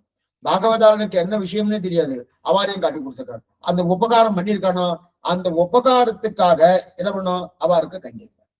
இந்த 3 கைங்கரியம் பண்ணணும்னு சொல்லிட்டாரு. ஆச்சார கைங்கரியம். அதுதான் உத்தேசம் என்பதனால அதாவது பகவானுக்கு உத்தேசம் இருந்தனால் பாகவதற்கு கைங்கரியம், பகவான் என்பதனாலேயே பகவானுக்கு கைங்கரியம். இந்த நிருபாதிக சம்பந்தம் ரோபாதி சம்பந்தம் ரெண்டையும் சொல்லணும். நிருபாதிக சம்பந்தம் பகவான் தான் நிருபாதிக, ஒரு காரணத்தை முன்னிட்டு கொண்டு சம்பந்தம் அல்ல, எப்போதும் இருக்கக்கூடிய சம்பந்தம் இயற்கையான சம்பந்தம். சோபாதிக சம்பந்தம் ஆச்சாரிய சம்பந்தம் பாகவத சம்பந்தம், இந்த இடத்தையும் பார்த்துக்கோம். சரி, இப்ப பயனன்னாகிலும் பாங்கல்லராகிலும் பகவானே என்ன பண்ணுவோம், பிராப்திய பிராபம் என்று தெரிஞ்சு கொடுப்பவர்கள். அடுத்த விஷயம், அடுத்தது பயனித்தியாதி அனாதிகாரியான என்னை அதிகாரத்தின் மேலெல்லைகளை நிறுத்தி நிஷ்பலனான என்னை பாகவத கைங்கரியத்தில் அன்வயிப்பதும் தாம் அருளின பிரயோஜனம் கொண்டார். பயனித்தியாதி அவை தீர்ந்தடியவர் தம்மை திருப்பி பணிகொள்ளும் இத்தனையெல்லாம் பார்த்திருக்கும். இவர் கருத்தரவில் திறந்து மாறித்து அவன் அதிகார நிஷ்பத்தி பிறந்தால் பிராப்த விரோதிகளை போக்கி பணிகொள்ளும் அதிகார நிஷ்பத்தி தன்னையும் கொடுத்தாய்த்து இவர் அடிமை கொண்டது. அதிகார நிஷ்பத்தி ஆச்சாரனாலே, புருஷார்த்த நிற்பத்தி ஈஸ்வரனாலே, அதிகாரமாவது ஞான அனுஷ்டானங்களில் உரையொருதி ஆகையாலே செயல் நன்றாக திருத்தி என்று அவராகவே இவருக்கு உண்டாயிடுத்து. இதெல்லாம் அருமையை பார்த்துட்டோம். அடுத்து இவனை தன் உபதேசத்தாலே வெறிச்சரிப்பித்து தான் அனுஷ்டித்து காட்டி தன்னில் மிஞ்சின் அனுஷ்டானம் இவன் கையிலே கண்டலாய்த்து அவன் இவனை பாகவத கிஞ்சித்காரை என்று அறிந்திடுவது ஆழ்ந்த புகழச்சிதன் இவ்வளவனே புகழ் பற்றினாலை விடாதவென்று பட்ட பெயரம் பெற்றதாய்க்கு அவன் இருக்கிறபடி இதை வரைக்கும் பார்க்கும். அதாவது இந்த இடத்துல பிராப்திய பிராபகம் பகவான் அப்படின்னா உபாயம் பகவான் உபயம் பகவான் தெரிஞ்சிருக்கு. அந்த மாதிரி தெரிஞ்சவாருக்கு தான் பகவான் உதவுவார். பகவான் யாருக்கு கை கொடுப்பார், யாருக்கு கடாட்சம் பண்ணுவார்னா நானே உபாயம் நானே உபயம் என்ன நினைச்சிருக்கா அவளுக்கு கை கொடுப்பார். அது தெரியாதவாளுக்கு அவ்வளவுதான் ஒரு பண்ணமாட்டார். அது தெரியாதவாளுக்கு ஆழ்வார் பண்ணுவார். ஏன்னா நம்ம நல்ல அதிகாரி ஆயிட்டோம் வச்சுன்னு அப்ப அவனை அடையதற்கு விரோதியாக இருப்பதெல்லாம் போக்குவார், சேர்ப்பார். அதாவது பகவான் அதிகாரிகளை அடிமை கொள்வான். அதிகாரிகளா இருந்தா அப்படின்னா சாஸ்திரத்தை சொன்னபடி செய்து சம்பிரதாயத்தைப்படி இருந்து நல்ல அனுஷ்டானம் ஞானம் இதெல்லாம் பூர்த்தியா இருந்தா அவருக்கு என்னென்ன உண்டு அதெல்லாம் பண்ணுவார். அப்ப அதிகாரிக்கு பண்றான்னு அர்த்தம். அதிகாரிகளுக்கு அந்த அதிகாரியை அடிமை கொள்வான். ஆனா நம்மாழ்வார் என்ன பண்ணுவார்னா இப்ப அதிகாரி இல்லாமலும் பண்ணுவாருன்னா அதிகாரம் இல்லாம இருந்தாலும் பண்ணுவாருன்னா அது தப்பா விடுங்க. அப்ப என்ன பண்ணுவார், அதிகாரத்தை கொடுத்து அடிமை செய்வார். இதுதான் ரொம்ப முக்கியம். அதிகாரத்தை கொடுத்து அடிமை செய்வார். இப்ப யாரோ ஒருத்தர் நம்ம கோஷ்டிக்குள்ள வர அவ கோஷ்டிக்குள்ள வருவதற்கு உண்டான தகுதி இல்லை. உடனே என்ன பண்ணுவோம், வெள்ள போங்க இந்த போட்டு கூடார் பட்டு நின்றீர்களை எங்கள் குடும்பினில் புகுதலொற்றுவோம். பெரியார் எப்படி தள்ளிட்டாரோ அது மாதிரி போக போகுன்னு சொல்லுவோம். இப்ப நம்மாழ்வா என்ன சொல்றாருன்னா இல்ல அவரை நான் தரமாட்டேன். என்ன பண்ணுவாருன்னா அவளுக்குன்னா அந்த அதிகாரத்தை கொடுத்து உள்ள சேர்த்து பகவான் அது பண்ணுவார்னா பண்ணவே மாட்டார். அதை பண்ணவே மாட்டார். அப்ப அதிகாரமும் கொடுத்து சாஸ்திரத்தையும் கொடுக்குறா இல்லையா, இது எது போறன்னா அதிகார ஆட்சி உனக்கு கொடுக்கிறேன்னு பகவான் அதிகாரம் இருந்தா கொடுப்பார். இன்னென்னபடி நீ பண்ணிருக்கியா, நான் சாஸ்திரத்தை சொன்னபடி அப்ப கேட்டக்கவா இல்லையா ரிஜெக்டட் கிளம்பி போயிட்டு உன்னை சேர்க்க முடியாது. அது ஆழ்வார் என்கிட்ட ஒண்ணுமே இல்லையா சுவாமி, உனக்கு இதை பயனன்றாகலும் பாங்கலராகலும் ஒண்ணுமே இல்லையன்னா அப்படியா இருக்கும்படி ஆக்குறேன். அந்த அதிகாரம் உண்டாக்கும்படி ஆக்கி உனக்கு கொடுக்கிறார் இல்லையா. ஒரு விஷயம் சொல்றேன், என்னன்னா ஒரு பிள்ளை பிராமண பிள்ளை, அந்த பிராமண பிள்ளைக்கு வேதத்தீர்ணம் பண்ணணும்னு ஆசை. இன்னும் பொண்ணுலே ஆகல, யஜ்யோபிதம் ஆகல, உபநயனம் ஆனா தான் மேற்கொண்டு பண்ணணும். இந்த அவரும் ஏழை. வாத்தியார் சுவாமி என்ன பண்ணார், நேரா கிட்ட போனார். என்னடா என்ன ஆச்சுன்னா இந்த மாதிரி என்ன பண்ணல, படிக்கணும்னு ஆசையா இருக்கு, உபநயனமும் ஆகல ஒண்ணுமே ஆகல, தாயார் தாப்பினா ரொம்ப ஒருமையில இருக்கா, சாப்பிடறதுக்கு ஒண்ணுமே இல்லை, என்ன பண்றதுன்னா நீ ஒண்ணும் கவலைப்படாத, உபநயனத்தை நானே பண்ணி கொடுத்து மேற்கொண்டு இதெல்லாம் நானே சொல்லி கொடுத்து உன்னை பெரிய வித்வானா ஆக்குறேங்க. இதுக்கு மேல வேற என்ன வேணும், அதைத்தான் ஆழ்வார் பண்ணுவார். பகவான் என்ன பண்ணுவார், அவர் பண்ணுவார். என்ன பண்ணுவாரு, உபநயனம் பண்ணி வேதத்தை கற்றுக்கொள்வதற்குண்டான அதிகாரம் இருக்கா, அப்பவா சொல்லி தரேன். அதிகாரம் இல்லையா கிட்டக்கு வராத போடுவார். ஆனா ஆழ்வார் என்ன பண்ணுவார், அதிகாரம் இல்லைனாலும் அதிகாரத்தை உண்டாக்கி மேற்கொண்டு அதற்குண்டான அனுஷ்டானத்தையும் கொடுக்கிறார் இல்லையா. இதுதான் செயல் நன்றாக திருத்தி படிக்கணும். அப்ப அதிகாரம் இதான் தெரிவிக்கிறார். உபநயனம் பண்ணி நமக்கு அதிகாரம் ஏற்படுவது ஆச்சாரிய உபதேசத்தாரு. அதிகாரம் ஏற்படுத்தியது ஆச்சார உபதேசத்தாரு. புருஷார்த்தமாக பகவத் கைங்கரியம் இருப்பது பெருமாளாலே. நமக்கு பெருமாள் கிட்டக்க போகணும்னாலே அதுக்கு ஒரு அதிகாரம் வேணும். அந்த அதிகாரத்தை ஏற்படுத்தி கொடுப்பதே ஆச்சார உபதேசம் தான். ஆனா பகவான் என்ன பண்ணுவாரு? புருஷார்த்தமா பகவத் கைங்கரியத்தை நல்லா பெற்றுப்பார். அதாவது அதிகாரம் ஆவது ஞான அனுஷ்டானோ குறை. அதிகாரம் ஆகணும்னாலே ஞானம் இருக்கணும், அனுஷ்டானம் இருக்கணும். அப்ப நமக்கு அதிகாரமே ஞானமும் அனுஷ்டானமும் பொங்கி பொங்கி பொங்கி அடங்கி இருக்கணும். அதிகாரம் இருக்குன்னாலே சுவாமி இவருக்கு அதிகாரி. இப்படிப்பட்ட ஒருத்தர் ஸ்ரீபாஷ அதிகாரம் வச்சுக்கணும். கிட்டு 4 அதிகாரமும் விடுவிடுன்னு சொல்லணும். 4 அத்தியாயங்கள் இருக்கு இல்லையா? எண்ணத்தன அத்தியாயங்கள் இருக்கும். அந்தந்த அத்தியாயம் விடுவிடுன்னு சொல்லிருக்கா ஆச்சரியமான அதிகாரி அப்படின்னு சொல்றோம். அப்ப அதிகாரியும் தெரியாது. சரி, அப்படி இருக்க செய்து ஆனா அங்க அந்த காரியம் எப்படி இருக்கணும்? ஞானமா நோட்டாலும் பொங்கி பொங்கி பொங்கி இருக்கணும். அப்படி வந்துட்டோம்னா பெருமாள் அதிகாரத்தை பார்த்து கொடுப்பாரு. ஓ வேணுமா நல்லா அதிகாரியா இருக்கான், நான் சொன்னபடி பண்ண அடிப்படை. ஆனால் ஆழ்வார் என்ன பண்ணுவாரு? ஓ இன்னும் சுவாமி அவங்ககிட்ட அதிகாரம் இல்லையா? அதிகாரத்தை பொங்க வைத்து அவருக்கு உபதேசம் செய்யும். அதிகாரத்தை கொடுத்து பொங்க வைத்து இது அழகான அர்த்தம் தெரியும். இதுனா பகவான் தன் உபதேசத்தாலே இவனை ஸ்பஷ்டமாக ஆக்கி உத்தேசத்தை எல்லாம் போக்கி பண்ணுவாருன்னா ஆச்சாரியர்கள் எல்லாம் நமக்கு உபதேசம் பண்ணி நம்ம உத்தேசங்களையும் போக்கி தாங்கள் அனுஷ்டித்தையும் காட்டி தங்களுக்கு காட்டிலும் தங்கள் சிஷ்யத்துக்கு இன்னும் நன்னா அனுஷ்டானம் பண்ணணும் என்று பார்த்தா இப்படித்தான் பகவானுக்கு பாகவதம் கைங்கரியம் பண்ணக்கூடிய யோகதை உண்டவன் ஆனான் அப்படின்னு ஆச்சாரம் முடிவு பண்றாரணும். அதைத்தான் இங்க தெரிவிக்கிறேன். என்னன்னா ஒரு சிஷ்யனை ஆச்சாரம் எப்படி கட்டாட்சிக்கிறான்னா தன்னை காட்டிலும் இன்னும் நன்னா வரணும். என்ன ஆச்சாரம் என்ன, அனுஷ்டானம் என்ன, இந்த நன்னா வரணும். இத்தனை தூரம் நன்னா வந்துட்டோம்னா இப்பதான் சுவாமி இவன் நன்னா வந்துட்டான், பரவாயில்ல, நல்ல அனுஷ்டானம் இருக்கு, ஞானம் இருக்கு, நின்றபடி இனிமே இவனுக்கு பகவத் கைங்கரியமோ பாகவத கைங்கரியமோ பண்ணுவதற்கு கொண்டான யோகத்தை இவனுக்கு கிடைச்சிட்டு அப்படின்னு யாரு முத்திர குத்துறா?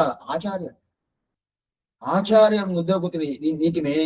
ஆச்சாரியன்ட்ட இருந்தாத்தான் பகவத் கைங்கரியம் பண்றதுக்கு யோகத்தையே நமக்கு கிடைக்கும். பாகவதாளுக்கு கைங்கரியம் பண்ணக்கூடிய யோகத்தையே கிடைக்கும். ஏன் சுவாமி நேரம் பாகவத கைங்கரியம் பண்ணப்படாதா அப்படின்னா தப்பா பண்ணும். இன்னபடி பண்ணணும்னு தெரியணுமோனு, அந்தந்த சன்னிவேஷத்துக்கு தகுந்த மாதிரி பண்ணணும்னு தெரியணுமோனு அதை சொல்லி கொடுப்பதே ஆச்சாரியர்கள் தான். அந்த உபதேசம் பூர்ணமா பெற்றுக்கணும்.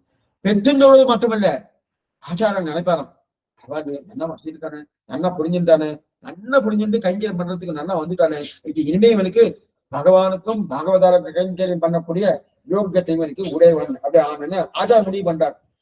ஆச்சாரம் முடிவு பண்றார் இல்லையா? அந்த முடிவைத்தான் இங்க தெரிவிக்கிறார். அந்த புகழ் அச்சுதன் தீர்ந்த அடியவர் தன்மை திருத்தி முன்னாடியே பார்த்திருக்கும். அதனாலதான் முன்னாடியே பார்த்த விஷயம் தான் நீ தெரிஞ்சுக்கணும். தீர்ந்த அடியவர் தன்னை திருத்தி பணிகொள்ள வல்ல ஆர்ந்த புகழ் அச்சுதன். அந்த அச்சுதனுக்கு புகழ் தன்னை பற்றினாரை விடாதவன். அந்த அச்சுதன் நழுவுதல் இல்லாதவன், பற்றினாரை விடாதவன், பற்றும்படி செய்பவன் அல்ல. நல்லா வரணும். பகவானுக்கு உண்டான தன்மைனா தன்னை யார் அவன் திருடி பத்தினார பத்தின புகழொன்றில்லாடியே உன் நடிக்கீழ புகுந்தேன்னு சொல்லியாச்சோனும். ரைட் சொல்லணும். அப்ப நான் இங்கே இனிமே நான் உன்னை விட மாட்டேன். ஆனா அந்த திருவடியை பத்தும்படி பண்ணுவானா சிந்தையினோடு கரணங்கள் யாவும் சிதைந்து முன்னால் அந்த முட்டாழ்ந்தது கண்டு அவையந்தன கண்டருளால் தந்த அரங்கரம் தன் சரண் தந்திரன். திருவரங்கத்தின் ராமானுஜத்தின் மேலே வரப்படுது.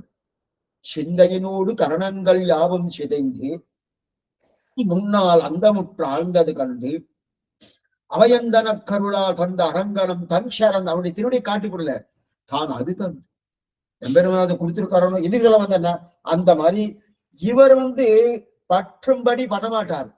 பற்றினா அதை விட்டு போகாம இருக்கிறதுக்கு என்ன வழி உண்டு அதை பண்ணுவார் பகவான். ஆனா பற்றும்படி பண்ணி அதை நடுவல் விடாதவர் ஆழ்வார் தெரிவிக்கிறார்.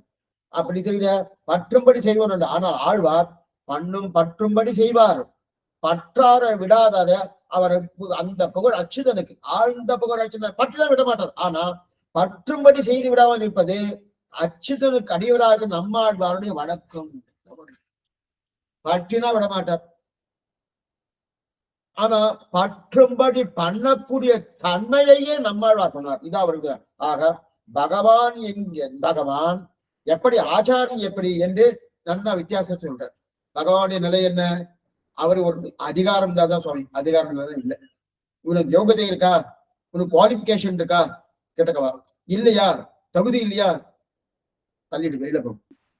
தகுதியும் கொடுத்து அந்த அதிகாரத்தையும் கொடுத்து மேற்கொண்ட கைங்கரியத்தையும் ஏற்றுக்கொள்ளக்கூடிய தன்மையும் பண்ணி இத்தனையும் பண்றாரு. இது ஆழ்வாடுகளை செயல் நன்றாக திருத்தி பண்ணிக்கொள்வான் அப்படின்னு சொல்லிட்டார். இப்ப ரெண்டு வித்தியாசம்.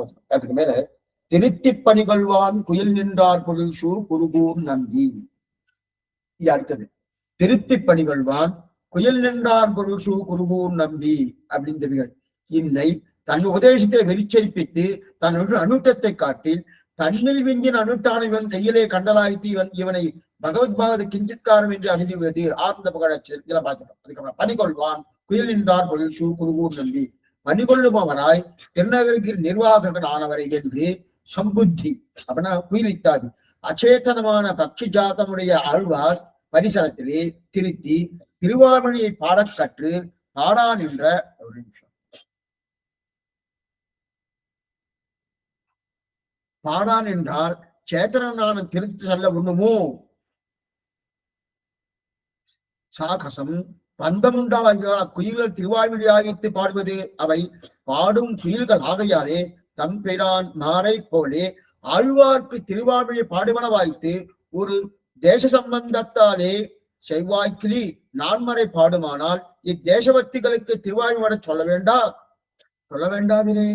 தாம் மதுரவாக்கான குயிலை விட்டு பொயிலை சிறப்பிக்கிறார். ஆச்சரியமா என்னென்ன இப்ப கைங்கரியம் பண்ணியாச்சு. இதோடு வந்துச்சு திருத்தி பணிகொள்வான் குயில் நின்றார் புழல்சு குருகூர் நம்பி. குருகூர் நம்பின்னு இருக்கு இல்லையா, இந்த இடத்துல இந்த இடத்துல இது வந்து இருக்கணும். திருத்தி பணிகொள்வான் குயில் நின்றார் புழல்சு குருகூர் நம்பி. அருமதம் பார்க்கணும். அருமதம் பூர்ணமா தெரியும் என்ன தெரிவிக்கிறான் பார்க்கணும். இது ஒரே விஷயமா. சாகா சம்பந்தம் என்றது சாடு. சகஸ்த சாகா சம்பந்தம் அர்த்தம் கொம்பு தவணி பாடும் குயில்கள் என்று பாடுகை அவற்றுக்கு நிரூபகமாக நாய்ச்சார்மொழி செய்கையாலே விண்ணப்பம் செய்வார் முன்னே 2 பேர் செவிக்க சிறிது விண்ணப்பம் செய்வார் அத்தை அது உதிக்குமா போலே ஆழ்வார் முன்னே திருவாய்மொழியை முன்னுறு அனுசந்திக்க பின்னூறு பாடுமாயிட்டு குயில்கள் பட்சிகள் பாடக்கூடுமோவென்னில் அருளி செய்கிறார். ஒரு தேச சம்பந்தத்தாலே தொடங்கி சோலை கதிசயம் சொல்லும் இடத்தில் குன்றாமது மலர்ச்சோலை என்றும் கொங்கார் பூஞ்சோலை என்றும் வண்டின முரண்சோலை என்றும் சொல்கிறபடியே இங்கனே ஓர் அதிசயத்தை இட்டருளி செய்யாதே குயிலாலும் வளர்படுசு எண்ணுமா போலே குயில் நின்றார் புழுசு என்று அருளி செய்ததற்கு தாத்பரியமே என்னதென்று அருளி செய்கிறார். தாம் மதுரவாக்காலே என்று தொடங்கி சிறப்பிக்கிறார் என்றது அதிசயத்தை உண்டாக்குகிறார் என்றபடி ஆசீர்வாதம் தெரிவிக்கிறார். இதுல அருமதத்துல என்ன தெரிவிக்கிறார்னா ஆர்ந்த புகழ் அச்சுதனை தீர்ந்த அடியவர் தன்னை திருத்தி பணிகொள்ள வல்ல ஆர்ந்த புகழ் அச்சுதன் இருக்கு இல்லையா, அந்த ஆழ்வார் தமக்கு அதிகாரம் கொடுப்பார். சிறிதளவு கைங்கரியம் பண்ணுறதுக்கு யோகத்தை கொடுத்தார். இப்ப பெருமாள் என்ன பண்ணுவார்னா அவனை அடைவதற்குண்டான விரோதியை போக்கி கைங்கரியம் கொள்வார். கொஞ்சம் நிதானமா சொல்றேன். அப்படி பெருமாளை இறக்குறார், ஆழ்வாரை ஏத்துறார். இது வரைக்கும் நீங்க அதான் சுவாமி பண்ணியிருக்கீங்க, வாஸ்தவம் தான் இல்லைன்னு சொல்ல. அடியே மட்டும் இல்ல, பூர்வாச்சாரிய அத்தனை பேர் அப்படிதான் பண்ணியிருக்கார். அப்போ கோச்சிக்க மாட்டார் பெருமாள். என்ன சுவாமி என்ன இருந்தாலும் சரி, இப்போ ஒரு ஆச்சாரியன் இருக்கார், அவர்கிட்ட போயிட்டு இல்ல ஆச்சாரியன் சிஷ்யன் என்ன பண்றான் அப்படின்னு யாரா சொன்னா நல்லவா இருந்தா நல்ல ஆச்சாரியன் என்ன பண்ணுவாரு, நல்லதுதான் அப்படின்னு. ஆனா இந்த சிஷ்யனை என்ன பண்றேன்னா அந்த ஆச்சாரோட நான் ரொம்ப ரொம்ப நான் நல்ல மதிப்பார்கள் சொல்ல முடியுமா, அந்த மாதிரி சொல்ல மாட்டேன்.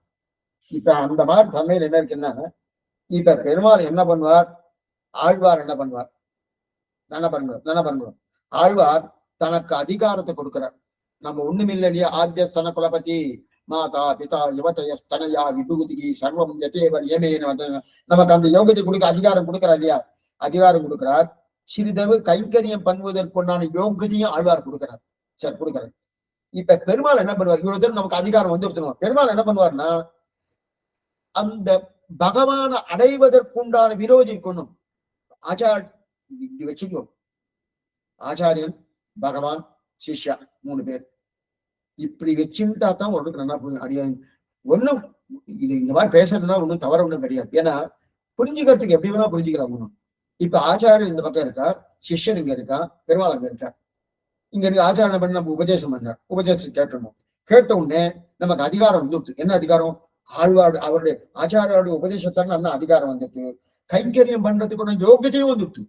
எதனால வந்தது? ஆச்சாரிய கட்டாட்சத்தால அவருடைய உபதேசத்தால வந்துட்டு.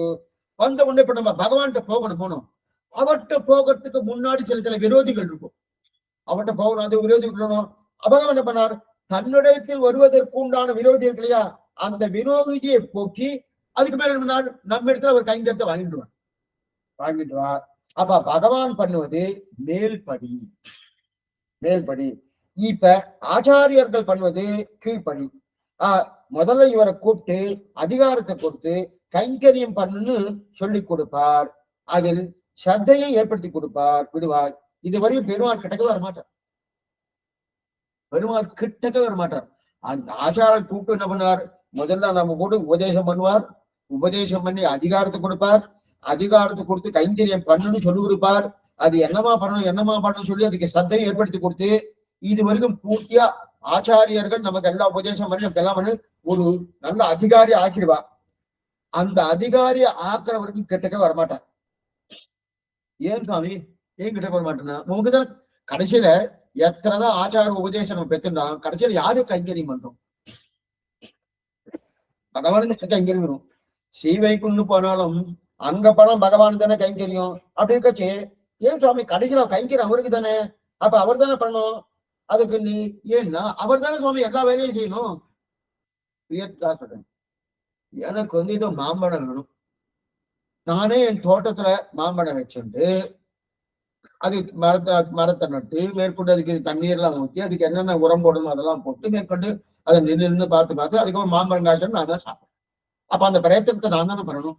அதே போல இப்ப நான் பகவத் கைங்கரியம் பண்ணணும்னாலே அப்ப என்ன ஒரு அதிகாரியா உருவாக்கி எனக்கு அனுஷ்டானம் என்ன ஞானம் என்ன அதை நன்னா கொடுத்து அந்த ஸ்ரத்தையும் கொடுத்து அந்த அதிகாரத்துக்கு உண்டான தன்மையும் கொடுத்து மேற்கொண்டு இதெல்லாம் அவரே பண்ணிட்டு இப்ப நல்லா பண்ணிட்டேன், இப்ப உனக்கு அதிகாரம் வந்தது, இப்ப நீ எனக்கு கைங்கரியம் பண்ணு அப்படின்னு சொன்னா நியாயம்.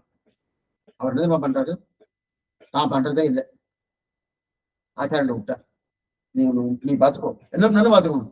இவன் அனதிகாரியா இருக்கான், அதிகாரியா ஆக்கு. அனுஷ்டானம் என்ன, ஞானம் என்ன, அதுக்குண்டான அதிகாரம் என்ன, அதுக்குண்டான யோகத்துக்கு என்ன, கைங்கரியத்துல ருசி என்ன, அந்த விசுவாசம் என்ன, இதெல்லாம் வரும்படி பண்ணுன்னு சொல்லிட்டார். சந்தையும் பண்ணிட்டார். சொன்ன உடனே இவர் இப்ப அது வரைக்கும் கிட்டக்கே வரமாட்டார். பண்ண உடனே அதுக்கப்புறம் என்ன, அதெல்லாம் முடிஞ்சிட்டு வச்சுக்க இவர் கிட்டக்க கூப்பிடுவார்.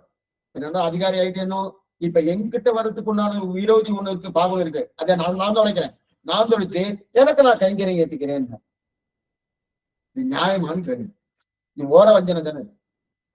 ஒண்ணு உமக்கு நீர் கைங்கரியம் ஏத்து, பகவானை பார்த்து நம்ம கேட்கிற கேள்வி, நீர் கைங்கரியம் ஏத்துக்கணும்னா கைங்கரியம் பண்ணணும்னா நீரா பார்த்து இந்த ஜீவாத்மாவை திருத்தி என்னென்ன பண்ணணுமோ ஏது பண்ணணுமோ அதெல்லாம் பண்ணி மேற்கொண்டு நான் தான் பண்ணேன், நான் தான் எல்லாம் பண்ணிருக்கேன், நானே இவனுக்கு கைங்கரியத்தை ஏற்றுக்கொள்கிறேன்னு பண்ணணும். கைங்கரியத்து எல்லாம் இதுக்கு அதிகாரம் உண்டாத்துக்குண்டான தன்மையோ அதுக்குண்டான யோகத்தையோ அதுக்குண்டான சிரத்தையோ இன்னொருத்தருக்கு கொடுத்துட்டு அதுக்குண்டான பலனை மட்டும் யாருன்னா இவர் அனுபவிக்கிறார். அதுக்குண்டான பலனை இவர் அனுப்புறாரு. இது நியாயமா சுவாமின்னா? நீர் பண்ண மாட்டீர, அவருதான் கட்டப்பட்டிருக்காரு, ஆச்சாரியர் கட்டப்பட்டிருக்காரு, நீர் கட்டப்பட மாட்டேனே அப்படின்னா இது எப்படி போனா ஒருத்தர் நல்லா வேலை விடுவிடுன்னு நல்லா வேலை செஞ்சுவார். அனுபவிப்பது யாருன்னா குழு ஏசியில போய் உட்கார்ந்துட்டு இன்னொருத்தர். அந்த மாதிரி ஆச்சாரியாரோ கட்டப்பட்டு இந்த ஜீவாத்மாவை ஒவ்வொருத்தரும் கொண்டு வந்து திருத்தி சத்தையும் கொடுத்து இணையம் பண்ணிட்டு அவரும் கைங்கரியம் யாரு சுவாமி? பகவானுக்கு கைங்கரியம் அப்படின்னா என்ன சுவாமி நியாயமா இல்லைன்னா அதுக்குதானே ஆச்சாரியம் வச்சு அவர்கிட்ட போய் கேட்டு வச்சுக்க, பகவான்ட்ட நீ பண்றது நியாயமே இல்லை சுவாமி, இந்த மாதிரி ஓர வந்ததையா பண்ணலாமான்னா அதுக்குதான் நான் ஆச்சாரியில வச்சிருக்கேன். அவர் இந்த சமாதானம் சொல்லுவார். நான் ஆச்சாரியால வச்சிருக்கிறது எதிர்னால கைதான் காரணம் நினைக்கிறேன், என்னால தெரிந்து முடியல, அவ தெரிஞ்சுவா. மானை கொண்டு மானை திருத்துமா போல யானை கொண்டு யானை திருத்துவா போல அவ திருத்தி சரியான அதிகாரியா கொண்டு வந்து இங்க கொண்டு வந்து திருத்துவா. என்கிட்ட வரத்துக்கு முன்னாடி இருக்கிற பாப்பங்களை நான் தொலை சொல்றேன். ஆனா அதுக்கு முன்னாடி சரிப்படுத்தணுமோ அதெல்லாம் அந்த ஆச்சாரியா பண்ணுவோம். அது பண்ண உடனே அதுக்கப்புறம் நான் கைங்கரியத்தை பேத்துக்கிறேன் அப்படின்னா, ஆனா அந்த போய் சரி சுவாமி இவ்வளவு தூரம் கட்டப்பட்ட ஆச்சாரம் கொடுக்குறாளோ நமக்கு உடனே என்ன தோணும்? யாரோ ஒருத்தர் வேலை செய்யறார், அந்த வேலைக்குண்டான பலனை இன்னொருத்தர் அனுபவிச்சா அந்த வேலை செய்யறவா என்ன பண்ணணும்? புகார் பண்ணணுமோ. வேலை செஞ்சது நானு அனுபவியும் அவளுக்கா சுவாமி இப்ப ஆச்சாரியன் என்ன பண்ணிருக்கணும், இந்த ஜீவாத்ம திருத்தி அவனுக்கு ஸ்ரத்தையை ஏற்படுத்தி அதிகாரி ஆக்கினேன் நானு. ஆனா அனுபவிக்கிறது நீ அனுபவிக்கிறது நியாயமானு கேட்பானா? அவ என்ன கேட்கிறா பாருங்க, நல்லா பாருங்கதான் ஆச்சரியமா. அவ என்னன்னா ஆச்சாரியன் ஆனா அவ புகார் பண்றான்னா பண்ணவே மாட்டா. அவ என்னன்னா நமக்கே உபதேசிக்க ஆரம்பிச்ச போது என்னதுமா சொல்றாரு, என்ன உபகாரம் பகவான் எனக்கு பண்ணியிருக்கார். இதுதான் நம்முடைய பூர்வாச்சாருடைய நிஷ்டை. இதுதான் முக்கியம். பகவான் எனக்கு என்ன உபகாரம் பண்ணிருக்க, என்ன உபகாரம் என்ன உபகாரம் என்ன உபகாரம், எவ்வளவு முயற்சி இருக்கா, உன்னை கொண்டு வந்து எங்கிட்ட சேர்த்திருக்காரு, என்னை கொண்டு போய் உண்டுக்கு சேர்த்திருக்காரு. இதை விட என்ன உபகாரம் பண்ணணும் பகவான், எப்படிப்பட்ட உபகாரம் நமக்கு பண்ணியிருக்காரு, எப்படிப்பட்ட உபகாரம் பண்ணியிருக்காரு, எப்படி கொண்டு அப்படின்ட்டு இந்த உபகாரத்துக்கு தான் பிரதி, அதுவும் அவனது இன்னருளே அவருடைய அனுக்கிரகத்தால் இது கிடைக்கிறது கிடைக்கிறது கிடையாது. திரும்ப திரும்ப திரும்ப திரும்ப இதையே திரும்ப திரும்ப ஆச்சாரம் சொல்லிட்டே இருப்பான். ஏன் சுவாமி உமக்கு வேலை வாங்க சொல்லிட்டு நீ இப்ப வேலை பண்ணின உடனே அந்த பலனை அவர் அனுபவிக்கிறாரு சுவாமின்னா, அந்த பாக்கியத்தை எங்கிட்ட கொடுத்திருக்காரு, இதை விட வேற என்ன வேணும், வேற எதுவும் வேண்டாம். இதான் ஆச்சாருடைய நிலை. இன்னும் கொஞ்சம் நல்லா இது இருந்து நம்ம என்ன தெரிஞ்சுக்கணும்னா, ஒரு சன்னதி போறோம் இல்ல இங்க ஒருத்தர் போறோம், போன உடனே அங்க யாரோ கைங்கறி வரலான்னு வச்சுங்க, அங்க பெருக்கணும்னா ஒரே ஒரு அம்மங்கார் வந்திருந்தா, அர்ச்சனை சுவாமி அந்த தொடர்பை எடுத்து கொஞ்சம் பெருக்கிடுவான் அப்படின்னா, இந்த அம்மா பார்த்தா இது என்னது, நான் பெருமாள் சேவைக்கு வந்திருக்கேன், பெருக்கத்துக்கா வந்திருக்கேன், தொடர்பை எடுத்து பெருக்கத்துக்கா நான் வந்திருக்கேன், பெருமாள் சேவைக்கு வந்திருக்கேன், வேணும் என்ன போய் பாத்தீங்க வேற ஆளு கிடைக்கலையா, கேட்கப்படாது. என்ன அப்ப என்ன நினைக்கணும், இப்ப சொல்லணும் அது நினைக்கணும், என்ன நினைக்கணும், இப்ப ஆச்சாரம் என்ன நினைக்கிறா, உன்னையும் கொண்டு என்கிட்ட சேர்த்து என்னையும் கொண்டு சேர்த்து இப்படிப்பட்ட பாக்கியத்தை பரிணாமம், இதை விட வேற என்ன வேணும் அவருக்கு அனுகிரகம். அப்ப என்ன, என்ன பார்த்து அர்ச்சகர் சுவாமி இந்த கைங்கரியத்தை கொடுத்திருக்காரு, இதுக்கு மேல வேற என்ன பாக்கியம் வேணும் அப்படின்னு ஆனந்தமா இன்னும் என்ன கைங்கரியம் இன்னும் என்ன கைங்கரியம் இன்னும் என்ன கைங்கரியம் மேல் மேலும் பண்ணணும். கடைத்தலை சீக்க பெற்றால் கடிவினை கனையலாமே. திருவனந்தபுரம் பாசனம். கெடிமிடராயவெல்லாம் கேசவா என்ன நாளும் கொடுவினை செய்யும் கூப்பின் தமர்களும் குறுகையில்லா விடவடை அரவில் பள்ளி விரும்பினான் சுரும் வளட்டும் தடமடவயல் அனந்த பொருள கற்பும் என்று கடைத்தலை சீக்க பெற்றால். இன்னைக்கு அந்த திவிதேச பொருள்னா திரு அனந்தபுரம் மலையாள திவிதேசம்.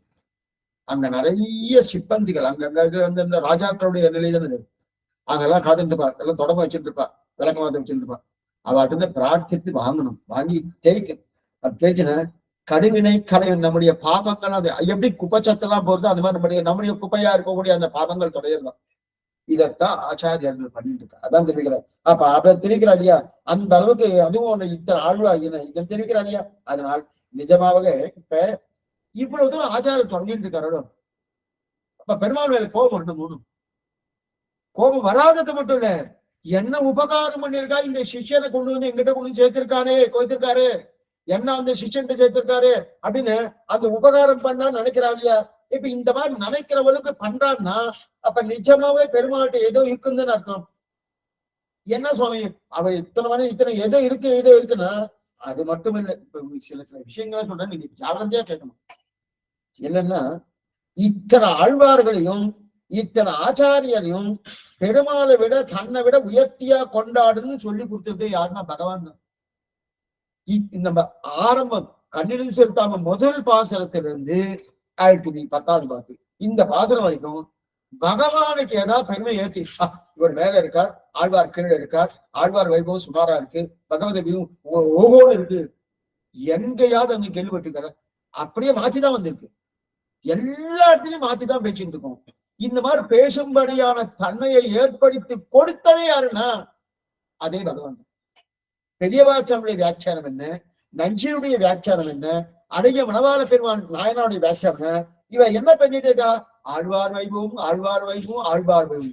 பகவான் வைபவத்தை காட்டிலும் ஆழ்வார் மிகவும் போற்றத்தக்கது, மிகவும் மேம்பட்டது, இப்படியேதான் பேசிட்டு வந்துட்டு இருக்கா. நாம அதை தான் பேசிட்டு இருக்கோம்.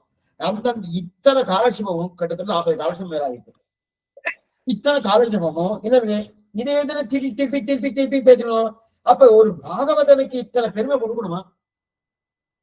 அவருக்கு பிரீத்தி தன்னை காட்டிலும் தன் பக்தன் மேல அவருடன் பிரீத்தி வச்சிருக்காரு இல்லையா. இவ்வளவுதான் உயர்த்தி பேசுற அளவுக்கு ஞானத்தை கொடுத்திருக்காரு. சாமானியம் இல்லை. இது இப்ப பேசுறேன்னா அந்த ஞானத்தை கொடுத்ததே அவர் தான். பெரியவா தமிழ் எழுதுறாருன்னா அந்த ஞானத்தை கொடுத்ததே பெருமாள் தான். அழிய மணவாள பெருமாள் நாயனார் எழுதுனா அந்த ஞானத்தை கொடுத்ததே அவர் தான். அப்ப அந்த அளவுக்கு பண்ணாரனோ, அப்ப அப்படிப்பட்ட ஞானம் கொடுத்தாலும் அவர் தான். மதுரகவிகளுக்கு ஞானத்தை கொடுத்தார். கொடுத்தன திருமட்டரியேன் குருகூர் நம்பி பாவினின் இசை பாடித்து இந்த நிலைமை பண்ணதும் அவர் தான். சுவாமி இதுக்கு மேல ஒண்ணுமே பண்ணுவ முடியாத சுவாமி. தன்னுடைய பெருமையை காட்டும் தன்னுடைய பக்தனுடைய பெருமை தான் அவருக்கு பிரதானமான. அதுதான் அவருடைய விருப்பமே அதுதான். ஒண்ணு வேண்டாம். ஸ்ரீவர்முதன் போனேன்னா திருத்தேரி போனீங்கன்னா ரெண்டு உற்சவம் சித்திர மாசம் தான் நடக்கும். பெருமாள் ஆதிகேச பெருமாளுடைய உற்சவம் சித்திர மாசம் தான். அதே போல எம்பெருமானார் சித்திர திருவாதிரை ரெண்டு உற்சவத்துக்கும் ஒரே திருத்தேர், பெரிய திருத்தேர்.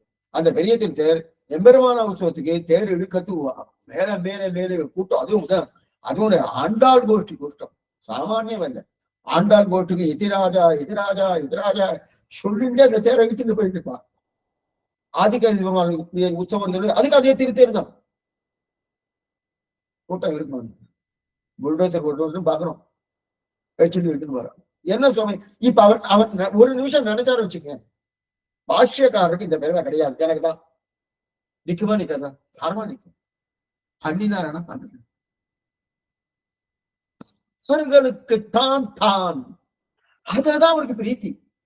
இத நல்லா புரிஞ்சுக்கணும். இதை புரிஞ்சிக்காம நிறைய பேர் பகவான் பகவான் பகவான் வாசவ சுவாமி அவருக்கு அது பிரீத்தி. அவருடைய பிரீத்தி தானே முக்கியம். அவருடைய பிரீத்தி இல்லாம அவருக்கு நான் பண்றேன், அவருக்கு நான் பண்றேன், அவருக்கு நான் பண்றேன், அவருக்கு என்ன வேணா பண்ணு, வேண்டாம்னு சொல்லல. அவருக்கு பிரீத்தி இருக்கா? தான் பக்தர்களுக்கு பண்ணா பிரீத்தி. அதுதான் இங்க சொல்லிக்கிறாங்க.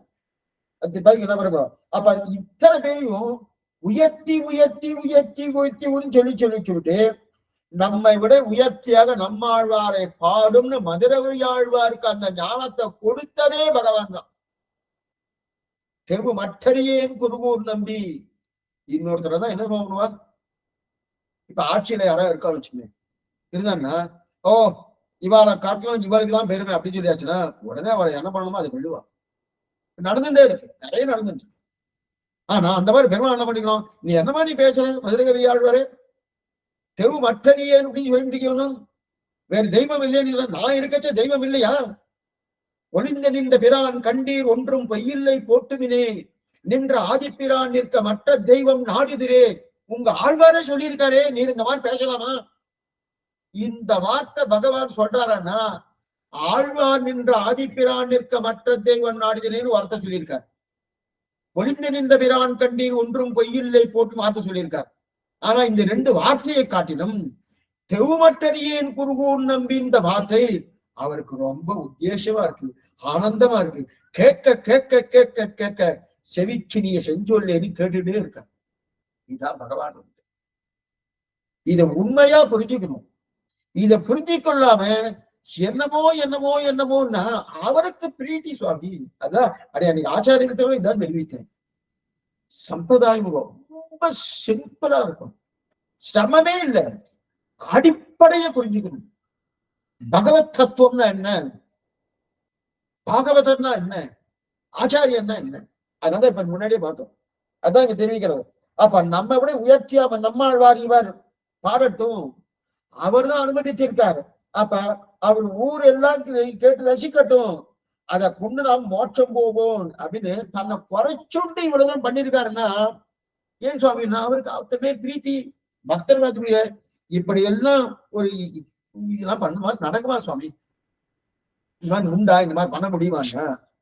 ஒண்ணுமே ஒரு சின்ன குழந்தை, அந்த ராஜா என்ன பண்ண, சின்ன குழந்தை காலை எடுத்து எப்படி மாடல அடிச்சுட்டார். எப்படி அடிச்சுட்டார்? உடனே அடிச்சுட்ட உடனே என்ன பண்ண, எடுத்து கண்ணத்துல எடுத்து எப்படி அடிச்சுட்டார்.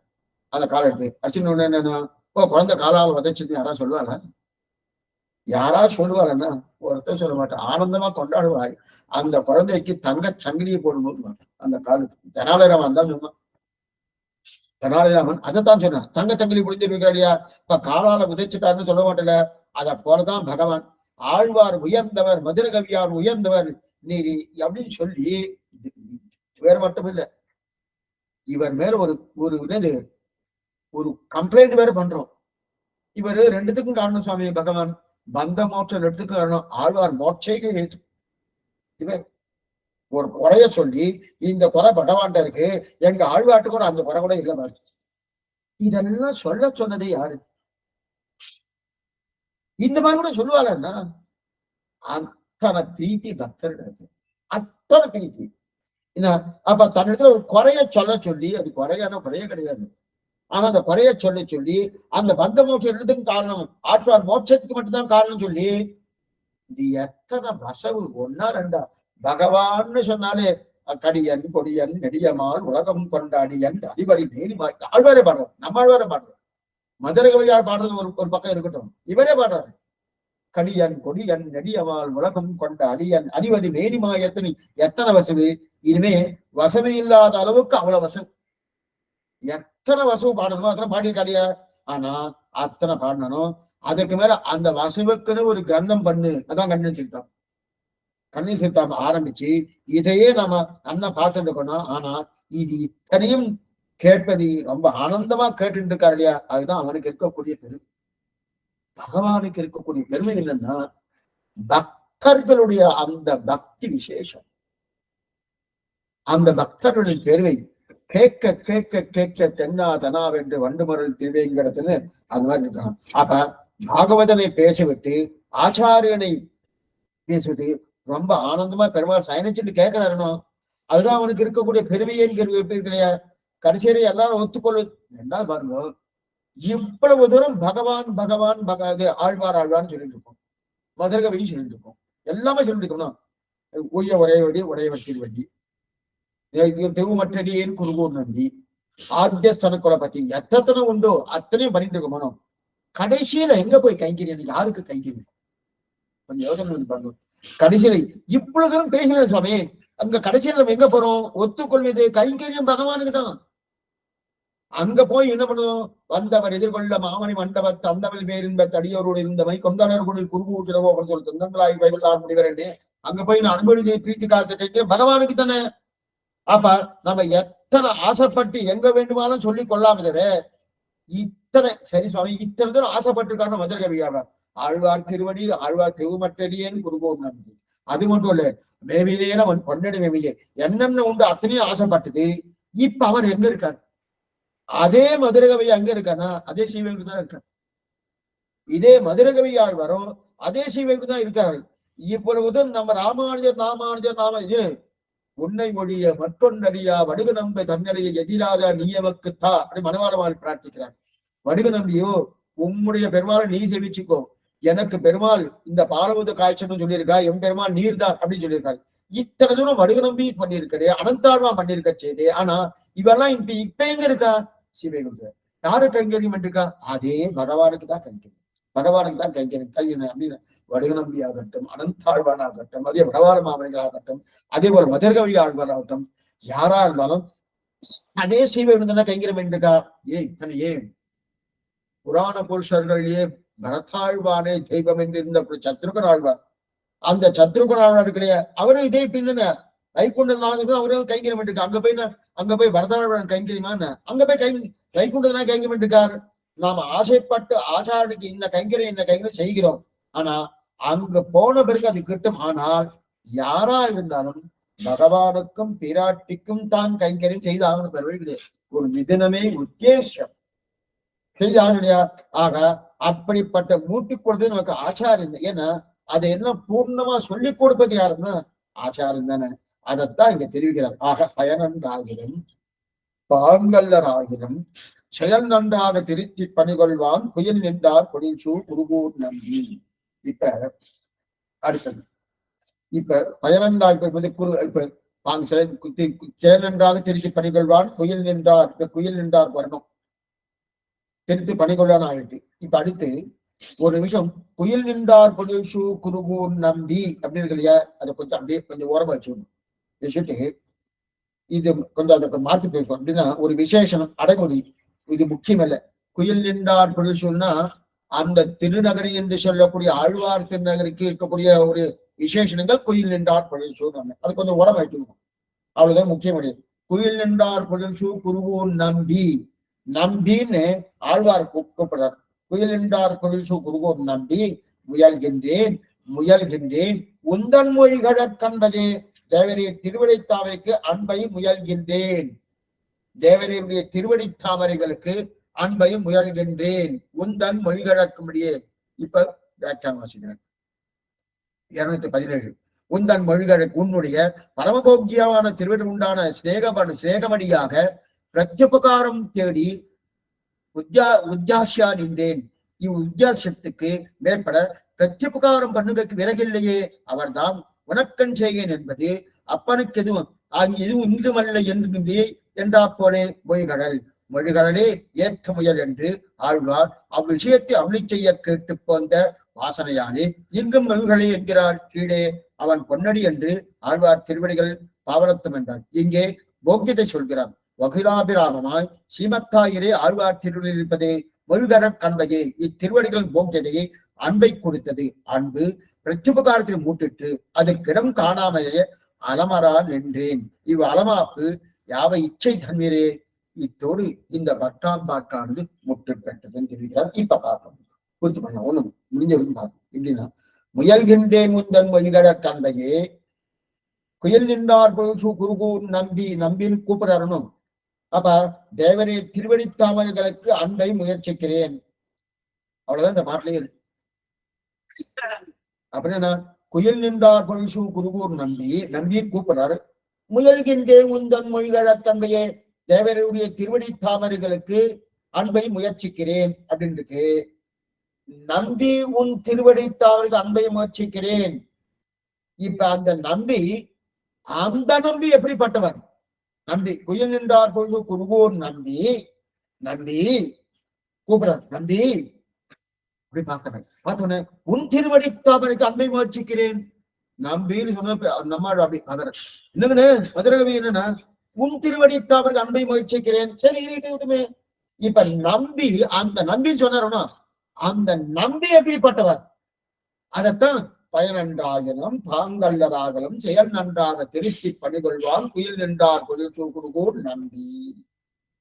அப்பனா பயனன்றாக என்னிடத்தில் பயன் இல்லை, பாங்கு இல்லை. அப்பனா நம்மாழ்வார்க்கு இதை பண்றதுனால ஒரு பிரயோஜனம் இல்லை, அதுக்குண்டான அதிகாரமே என்கிட்ட இல்லை. ஆனாலும் தன் செயல் நன்றாக திருத்தி பணிகொள்வான். தயன் செயலையே நன்றாக ஆகும்படி என்னை திருத்தி பண்ணிக்கொண்ட நம்பி. அப்ப நம்பினா குணபூர்த்தியுடைய நம்பி என்றார். அப்ப நம்பி கூப்பிடுது. நம்பி எப்படி பார்த்தீங்கன்னா பணிகொள்வான் நம்பி, பணியை ஏற்றுக்கொள்பவனா நம்பி. அந்த நம்பி எங்க இருக்கார்? பணியை ஏற்றுனார். நான் கைங்கரியம் பண்ணும்படி என்னை ஆக்கினார். அந்த கைங்கரியத்தை ஏற்றுனார். அந்த நம்பி எங்க இருக்கார்? குயில் நின்றார் பொருள் சூர், குயில் நின்றார் பொருள். அப்ப அவருக்கு வாசஸ்தனம் எது? அவர் இருக்கக்கூடிய இடம் எது? திருக்குறுகூர். குயில் நின்றார் பொருள் சூர். இப்ப கூப்பிடுவது நம்பி. நம்பி குயில் நின்றார் பொருள் சூர். அப்ப நம்பின்ற விழிச்சொல் விசேஷனம் போட்டு விளக்கணும் இல்லையா? அதற்காக என்ன சொன்னா விழிச்சொல்னா நம்பி நம்பி நம்பின்னு கூப்பிடுறாரு. கூப்பிட்டு என்ன பண்றாரு? ஒரு பிரயோஜனம் இல்லை, தேவர் இருக்கு, ஒரு யோகிதை இல்லை, அடியன்ட்டு பயனன்றாகிலும் பாங்கலாகும் செயலன்றாக திருத்தி பணிகொள்வான் குயில் நின்றார் குருகூர் நம்பி அப்படின்னு கூப்பிடுறான். கூப்பிட்டவன அப்ப அந்த நம்பி திருவடிகள் இப்படி கைங்கரியம் பண்ண இப்படிப்பட்ட அந்த விசேஷணத்தை உபகாரத்தை கொடுத்த அந்த நம்பி திருவடிகளுக்கு என்ன பண்ற? கைங்கரியம் பண்ணணும், ஏதாவது உபகாரம் பண்ணணும். அந்த பிரதிபாத முயல்கின்றேன் என்று அர்த்தம் பண்ணி கூட நம்பி. இங்கு நம்பிகளின் திருவடிகளுக்கு முயல்கின்றேன் என்று அர்த்தம் பண்ணி கொள்ளப்படாது. நம்பி உன் திருவடிகளுக்கு முயல்கிறேன், உன் திருவடிகளுக்கு முயல்கிறேன். உன் திருவடிகளுக்கு என்ன முயல்கிறேன்? பிரத்யுபகாரம் பண்ண முயல்கிறேன். நம்பி உன் திருவடிகளுக்கு பிரத்யுபகாரம் பண்ண முயல்கிறேன். கொஞ்சம் பிரிச்சுக்கணும். இதுக்கு ஒரு எக்ஸாம்பிள் சொல்றேன். அதே திருவாரூர் பாசனத்திலேயே திருமால் நான்முகன் செஞ்சடையான் என்றவர்கள் எம் பெருமான் தன்மையை யார் அறிகிற்பார் பேசியன்னு இது ஒரு பாசனம். அதுல பகவான் பெருமை யார் அறிவார் அப்படின்னு நம்மாழ்வார் பாடிட்டார். பாடினோடனே நம்மள வீட்டுல விசாரிக்கிறார். என்னன்னா பாட்டுல பொருத்தமே இல்லை, பொருந்தல, சரியா பொருந்தவே. ஏன்னா திருமால் நான்முகன் செஞ்சடையான் என்றவர்கள் எம் பெருமான் தன்மை யார் அறிகிற்பார் பேசினா திருமால் என்று சொல்லக்கூடிய சிவன் நாராயணன், நான்முகன் என்று சொல்லக்கூடிய பிரம்மா, செஞ்சடையான் என்று சொல்லக்கூடிய சிவபெருமான், ருத்ரன், இவ 3 பேரும், இந்த 3 பேரும் சேர்ந்து எம்பெருமான் தன்னை யார் அறிவிப்பார்? பொருந்தது. ஆமா சாமி. அப்ப 3 பேரும் கேட்கிறாங்க. ஒரு பக்கம் விஷ்ணு கேட்கிறார், ஒரு பக்கம் பிரம்மா கேட்கிறார், ஒரு பக்கம் ருத்ரன் கேட்கிறான்னா யாரோட எம்பெருமான் தன்னை என்ன? அப்ப எம்பெருமான் யாரு, திருமால் யாரு? அப்படி சந்தேகம் பொருந்தா பொருந்தலையே. திருமால் நான்முகன் செஞ்சடையான் என்றவர்கள் எம்பெருமான் தன்னை யார் அறிவிப்பார் பேசியன்? அந்த தன்மை யார் அறிவார் என்றனா அப்ப திருமாலை சேர்க்கிறவனும் அப்ப திருமாலுக்கே எம்பெருமான் தன்னை தெரியாதா அப்படின்னு வந்து அப்ப பாட்டு பொருந்தல. அப்ப என்னன்னா திருமால் அப்படின்னு அவங்க ஒரு ஆச்சரிய குறி போடணும். திருமால் அப்படின்னா திருமாலேன்னு கூப்பிடுறாரு. ஏ திருமாலே அப்படின்னு அர்த்தம் கூப்பிட்டு, திருமாலே நான்முகன் செஞ்சடையான் என்றவர்கள் எம்பெருமான் தன்மையை யார் அறி கேட்பார்னா நான்முகனுக்கோ செஞ்சடையானுக்கோ எம்பெருமான் தன்மையை யாருக்கு தெரியும்? அப்ப என்ன அந்த திருமால் சப்தத்தை சேர்த்தா தப்பா வந்துடும். திருமாலுங்கிற சப்த கூப்பிட்டால் சரியான அர்த்தம் கிடையாது. திருமாலே, திருமால் சேவிக்கும் போது இப்படிதான் சேவிக்கணும். திருமால் நான்மகன் செஞ்சடையான் என்றவர்கள் என் பெருமான் தன்மையை யார் அறிவிப்பார் பேசியன் உருவா முதல்வா ஊடிப்பிரான் என்ன யாருடைய கர்மாமேனியன் என் காதல் கலக்கவே அப்படின்னு சேவித்துருவார். அது தப்பு. இது சேவிக்குவதை திருமால் நான்மகன் செஞ்சடையான், திருமால் நான்மகன் செஞ்சடையான் என்றவர்கள் அப்படின்னு அந்த மாதிரி சொல்றார். திருமால் நான்மகன் செஞ்சடையான் என்றவர்கள் எம் பெருமான் தன்மையை யார் அறிவிப்பார் பேசி. அதுதான் சந்தை வேணும். ஒவ்வொரு பாசுரத்தை சந்தை இருந்துச்சுன்னு வச்சுக்கேன், பூர்வாச்சாரர்கள் எப்படி அனுபவிச்சான்னு தெரியணும். நாம ஏதோ தமிழ் படிச்சுட்டோன்றதுக்காக உட்கார்ந்து நம்ம திருவாரூரை செவிக்க முடியாது. அதுக்குதான் சந்தை, ஆச்சாரிய அனுகிரகம், ஆச்சாரிய கட்டாட்சம் அது தெரியுது. அதே பழங்க. அப்ப திருமாலும் கூப்பிடணும். திருமாலே, அப்படி திருமாலே ருத்ரனாலேயோ பிரம்மாவாலேயோ உந்தன் பெருமையை அவளுக்கு பேசி தலை கட்ட முடியுமா அப்படின்ற இல்லையா? அப்படி பிரிக்கிறோமோ அதான் விழிச்சொல்.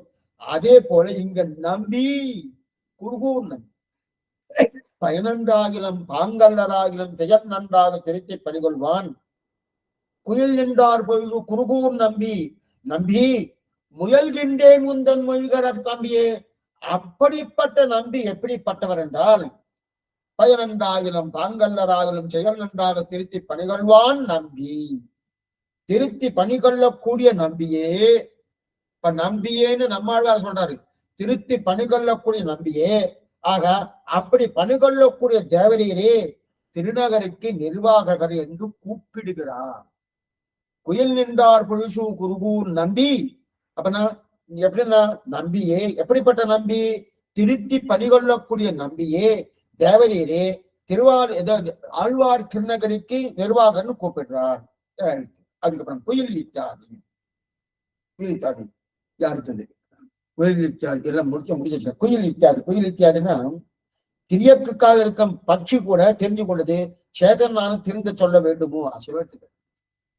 பட்சிகள் குயில் அது ஒரு பட்சி தானே, பறவைதானே, அதுவே தெரிஞ்சுட்டு இருக்கான் ஆழ்வார் பாட்டை. எனக்கு தெரியணும்னு இந்த மதுரகவி அவளுக்கு தெரியணுமான்னு கேட்கணுமா? நான் கேட்க வேண்டிய அவசியமே இல்லையே. இப்ப குயில்களுக்கு சாக்கா சம்பந்தம் இருக்கு. அழகிய மணவாள பெருமாள் நாயனார் தமிழ் விளையாட வாழ்த்தெல்லாம் ரொம்ப நன்னா இருக்கும். வாழ தமிழ்லாம் முடியாது. ஆச்சாரியம் கேட்டா போறோம், எல்லா தமிழையும் கத்துட்டுலாம். ஆச்சாரியம் ஒண்ணு போறோம். தமிழ் நன்னா கத்துக்கணும்னா எங்கேயும் போக வேண்டாம். ஆச்சாரியம் கிரந்தம் பூர்ணமா காலக்ஷேபம். அதுவும் மணவாளனுடைய வியாக்கியானத்தோடு கேட்கணும். வெறும் அப்படியே யாரோ ஏதோ சொல்லிட்டு இருக்காருன்னா பிரயோஜனம் இல்லை. அந்த விஷதவாக் சிகாமணி என்ன ஆச்சரியமா எடுத்திருக்காரு. அந்த சிகாமணியுடைய அந்த வியாக்கியானத்துல தமிழ் பூர்த்தியா வந்துடும். இனிமே இவர் வெல்வதற்கு ஆளே கிடையாது. அந்த அளவுக்கு தமிழ் விறக்கரா இருக்கணும். அப்ப குயில் இருக்கிற குயில்களுக்கு சாக்கா சம்பந்தம் இருக்கும். ஷாக்கா ஷாக்கனா சாடுன்னு பேர். சாடு சாடுன்னா ஸ்லேடை. ஸ்லேடைன்னா இரட்டை கிழவின்னு சொல்லுவாங்க. 2 விதமான அர்த்தங்கள் வரும். அடிக்கடி என்ன சுவாமி 2 விதமான அர்த்தத்தை பேசுறீங்க, ரொம்ப சாமர்த்தியமா பேசுறான்னு நினைக்கிறேன், இப்படியும் அப்படியும் பேசுறா பாருங்க. அந்த அப்படின்னு அந்த பேரு ஸ்லேடை என்றது ஒரே சப்தத்துக்கு 2 அர்த்தம் கொடுக்கலாம். அந்த மாதிரி ஸ்லேடை இருக்கு இல்லையா? அந்த ஸ்லேடை யாரு சொல்ற? சாக்கா சம்பந்தம். குயில்களுக்கு சாக்கா சம்பந்தம் உண்டு. குயில்களுக்கு ஷாக்கா சம்பந்தம் உண்டு. இந்த ஷாக்கான்றது தான் ஸ்லேடை. ஸ்லேடைனா ரெண்டு அர்த்தம். ஒரு சப்தத்துக்கு ரெண்டு அர்த்தம் வந்தா அதுக்கு ஸ்லேடைன்னு பேரு. அப்ப ஷாடு என்ற ஷாக்கா சம்பந்தம்னா ஷாக்கை, ஷாக்கைன்னா கிளை, மரத்துடைய கிளை இருக்கணும், அதுக்கு ஷாக்கைன்னு பேரு. அப்ப கிளை சம்பந்தம். இன்னொன்னு ஷாக்கா சம்பந்தம்னா திருவாரூர் 1000 பாசனம் வேணும். நமாமியம் திராவிட வேத சாக்கரம், அந்த ஷாக்கா அந்த பாட்டுக்கு சம்பந்தம் இருக்கு. அப்ப குயில்களுக்கு 1000 பாசனத்தோடு சம்பந்தம் ஒண்ணு உண்டு. அதே குயில்களுக்கு மரத்தின் கிளைக்குன்னு சாக்காதுன்னு பேரு. அந்த சாக்கா சம்பந்தம். ஏன்னா சாமவேதத்துக்கு சாகைகள் 6. 1000 சாமவேதத்துக்கு சாகைகள் 1000. அந்த இடத்துல திருவாரூர் 1000 பாட்டோடு சம்பந்தம் இது குயில்களுக்கு உண்டு. இது சாக்கா சம்பந்தம். திருநகரில் இருக்கிற மரம் இருக்கு இல்லையா, அந்த மரத்து கிளைகள் இருக்கணும், அந்த கிளைகளோடு சம்பந்தம் அதுவும் சாக்கா சம்பந்தம். அந்த சாக்கா தான். அப்ப திருநகரி கிளைகளோடு சம்பந்தப்படணும், நன்னா பாடும். அதே திருவாரூர் சம்பந்தப்பட்டாலும் நன்னா பாடும். அதனால குயில் நின்றார் குழில் சூ குருகோன் நம்பின்னு. இப்ப ரெண்டு சம்பந்தம்னா சாக்கா சம்பந்தம், மரத்தின் கிளைகளுடைய சம்பந்தம் இருக்கிறபடியால நன்னா பாடும். அதே இந்த சாந்தோக்கு உபநிஷத்தினுடைய சாக்கை 1000 இருக்கு இல்லையா, அந்த அந்த அந்த ஒரு சம்பந்தப்பட்டபடியாலே நன்னா பாடுறதுன்னு சொல்லிட்டா. அதான் குயில் நின்றா குயில் போடுங்க. இதுக்கு நாச்சியார் திருவடி வாசம் பாடும் குயில்கால் ஈதன்ன பாடல் ஆண்டாள் தெரிவிக்கிறார். பகவானத்தில் விண்ணப்பம் செய்வாரை போலே, அதாவது நம்மாழ்வார் தானே திருவாழ்வு பாடணும், குயில்கள் ஆழ்வாருக்கு பாடி காண்பித்தணும், நம்மாழ்வார் திருவாழ்வு பாடி நாம் கேட்கலாம். இந்த இடத்துல எங்கதுமா தெரிவிக்கிறார், நம்மாழ்வார் திருவாழ்வியை பாட குயில்கள் திருவாழ்வியை பாடுறது. அப்படிதான் நம்ம கேள்விப்பட்டிருக்கோம். இப்ப என்னன்னா குயில்கள் ஆழ்வாருக்கு பாடி காண்பிக்கிறது தான். குயில்கள் ஆழ்வாருக்கு அழுவே வரும், கெட்டக்க வரும். என்ன கண்வங்கனை நன்னம் மரமணியே எண்ணம் திருநாமம் தென்னன் குயில்கள் பாடுறதுதான். அவ்வளவு கேட்கிற குயில் நீரை பாட்டிட்டு நீரை பாட்டிங்கன்னா அப்ப நம்மாழ்வார் திருவாழ்வியை பாடி நாம கேட்டிருக்கோம். ஆனா குயில்கள் பாடி நம்மாழ்வார் கேட்கிறார். என்ன சுவாமி நீங்க பேசுறது? நம்மாழ்வார் பாடி நாம கேட்டிருக்கோம். ஒண்ணு எப்படி சொல்லுங்க, நாம பாடி நம்மாழ்வார் கேட்கலாமோன்னு கேட்கலாம். இப்ப குயில்கள் பாடி நம்மாழ்வார் கேட்கறானா கேட்கிறார். அதான் குயிலின்டா குறுக்கூர் நம்பின்னு இந்த மாதிரி இருக்கா சுவாமி, இந்த மாதிரி கேட்டு கேட்டுக்கா அரும்பதை பார்க்கணும். அரும்பத்தில் ஆசிமா தெரிவிக்கிறாங்க. அதாவது இந்த இடத்துல வரணும், துவாரம் தெரியும் அவாப்த சமஸ்தனாக ஈஸ்வரர் கிஞ்சிக்கார் மாட்டப்படாது இங்கே இச்சையும் சாகாபேட்சை என்று சொல்லிவிடத்தில் செய்கையாலே அச்சாவதாரது சாபேட்சை. ஒரே நிமிஷம் ஒரு நிமிஷம். 216 இருக்கணும். சாகா சம்பந்தம் சாடு, சகஸ்த சாகா சம்பந்தம் அர்த்தம் கொம்புத்வனி பாடும் குயில்கள் என்று பாடுகை அவற்றுக்கு நிரூபக நாச்சியார் செய்கையால் விண்ணப்பம் செய்வார். முன்னே 2 பேர் சேவிக்க சிறிது விண்ணப்பம் செய்வார். அத்தை அனுசந்திக்குமா போலே ஆழ்வார் முன்பே திருவாவிடு 300 அனுசந்திக்க பின்னூறு பாடுகை ஆய்வு குயில்கள் பட்சிகள் பாட கூர்மையிடு அருளி செய்கிறார்.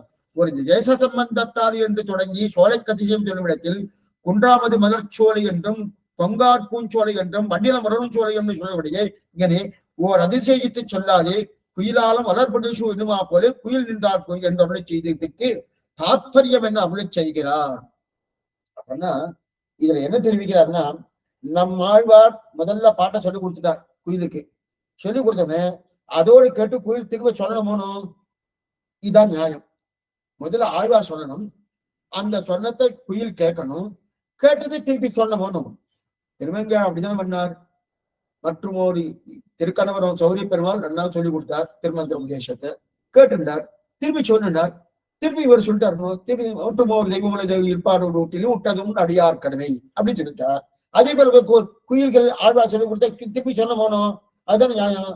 ஆனா இந்த குயில் இப்ப பாட்டு பாடுறது ஆழ்வார் முன்னாடி பாடிட்டார், அந்த பாடிட்டு குயிலுக்கு சொல்லி வச்சுட்டாருனோ, அந்த சொன்னதை இப்ப திருப்பி சொல்றது குயில் சொல்லும் போது நமக்கு இப்ப புரியறதுக்காக சொல்றேன். யாருக்கும் ஒருத்தர் பாட்டு சொல்லி கொடுத்துட்டு இருக்கோம், பாட்டு சொல்லிட்டு இருக்கு, சிஷ்யால் ஆச்சாரிய சிஷ்யனை வச்சுக்கோங்க, சங்க சொல்லி கொடுத்துட்டு இருக்கா. சங்க சொல்லி கொடுத்துட்டு இருக்கச்சியே ஆச்சாரியன் ஒரு தடவை சொன்னா சிஷ்யன் 3 தடவை சொல்லணும். இப்ப உயர்வர உயர்நலம் உடையவன் எவரவன் ஆச்சாரியன் சொல்லிட்டார், சிஷ்யன் உயர்வர உயர்நலம் உடையவன் எவரவன் 3 தடவை சொல்லணும். சொல்லும் போது இப்ப ஆச்சாரியன் இப்ப சிஷ்யன் முதல் தடவை சொல்லிட்டான், 2வது தடவை சொல்லும் போது ஆச்சாரன் தனக்கு மனசுலயே இல்ல கொஞ்சம் கொஞ்சம் கொஞ்சம் கத்தத்தரும் கொஞ்சம் குளிர்ந்த ஒரு ஸ்வரத்தோடு உயர்வர் உயர்ந்த நம்முடைய சொல்லுவாரா சொல்ல மாட்டாரா? சொல்லுவார். சொல்லுவார், நல்லா சொல்லுவார். சொன்ன உடனே இப்ப நாம அதை திருப்பி சொல்லி சொல்லி பார்ப்போம். எதனால சொல்றோம்? ஒண்ணு ஆழ்வார் பாசனம் சொல்லச்சே இனிமையா இருக்கு. அன்னைக்கு மமதோடு என்னாவுக்கு சொன்னாலே இருக்கு. அது மட்டும் இல்லை. இன்னொன்னு என்னன்னா, அது சொல்ல சொல்ல சொல்ல நமக்கு நல்லா இருக்கு. அப்ப குயில் திரும்ப சொல்றதுன்னும் அந்த சொல்லச்சு நம்மாழ்வார் திரும்ப சொல்றார். குயில் பாடினதை ஆழ்வார் திரும்ப சொல்றாருன்னு நினைச்சுட்டா. ஆழ்வார் திரும்ப சொல்லலன்னா குயில் ஏதோ சந்தை எடுக்கிற மாதிரி அந்த சந்தையை கத்துக்கிறது ஆழ்வார் மாதிரி நினைச்சுட்டா. அந்த குயில் நின்றார் குருகூர்ணமின்னா குயில் சொல்றது ஆழ்வார் திரும்ப சொல்றாருன்னு நினைச்சிட்டு இருக்கோமோ? அது உண்மை இல்லை. அப்ப ஆழ்வார் சொல்லலையா? சொன்னார். எதனால சொன்னார்? சண்டை கத்து கொடுத்துட்டு இருக்கச்சே 3 தடவை சொல்லும் போது நடுவில் ஒரு தடவையாவது ஆச்சாரியன் சொல்லி வரணும், உயர்நலம் அப்படின்னு சொல்லி வரணும். அப்ப சொன்ன உடனே யாராவது புதுசா யாராவது தானே இது என்ன சுவாமி இவருக்கு சொல்லி கொடுத்துட்டாரு, இவர் ஒரு சொல்லி கொடுத்துட்டு இருக்காரா? இது மாதிரி நடந்தது. இந்த மாதிரி ஸ்ரீரங்கத்துல நடந்தது. அப்படியா?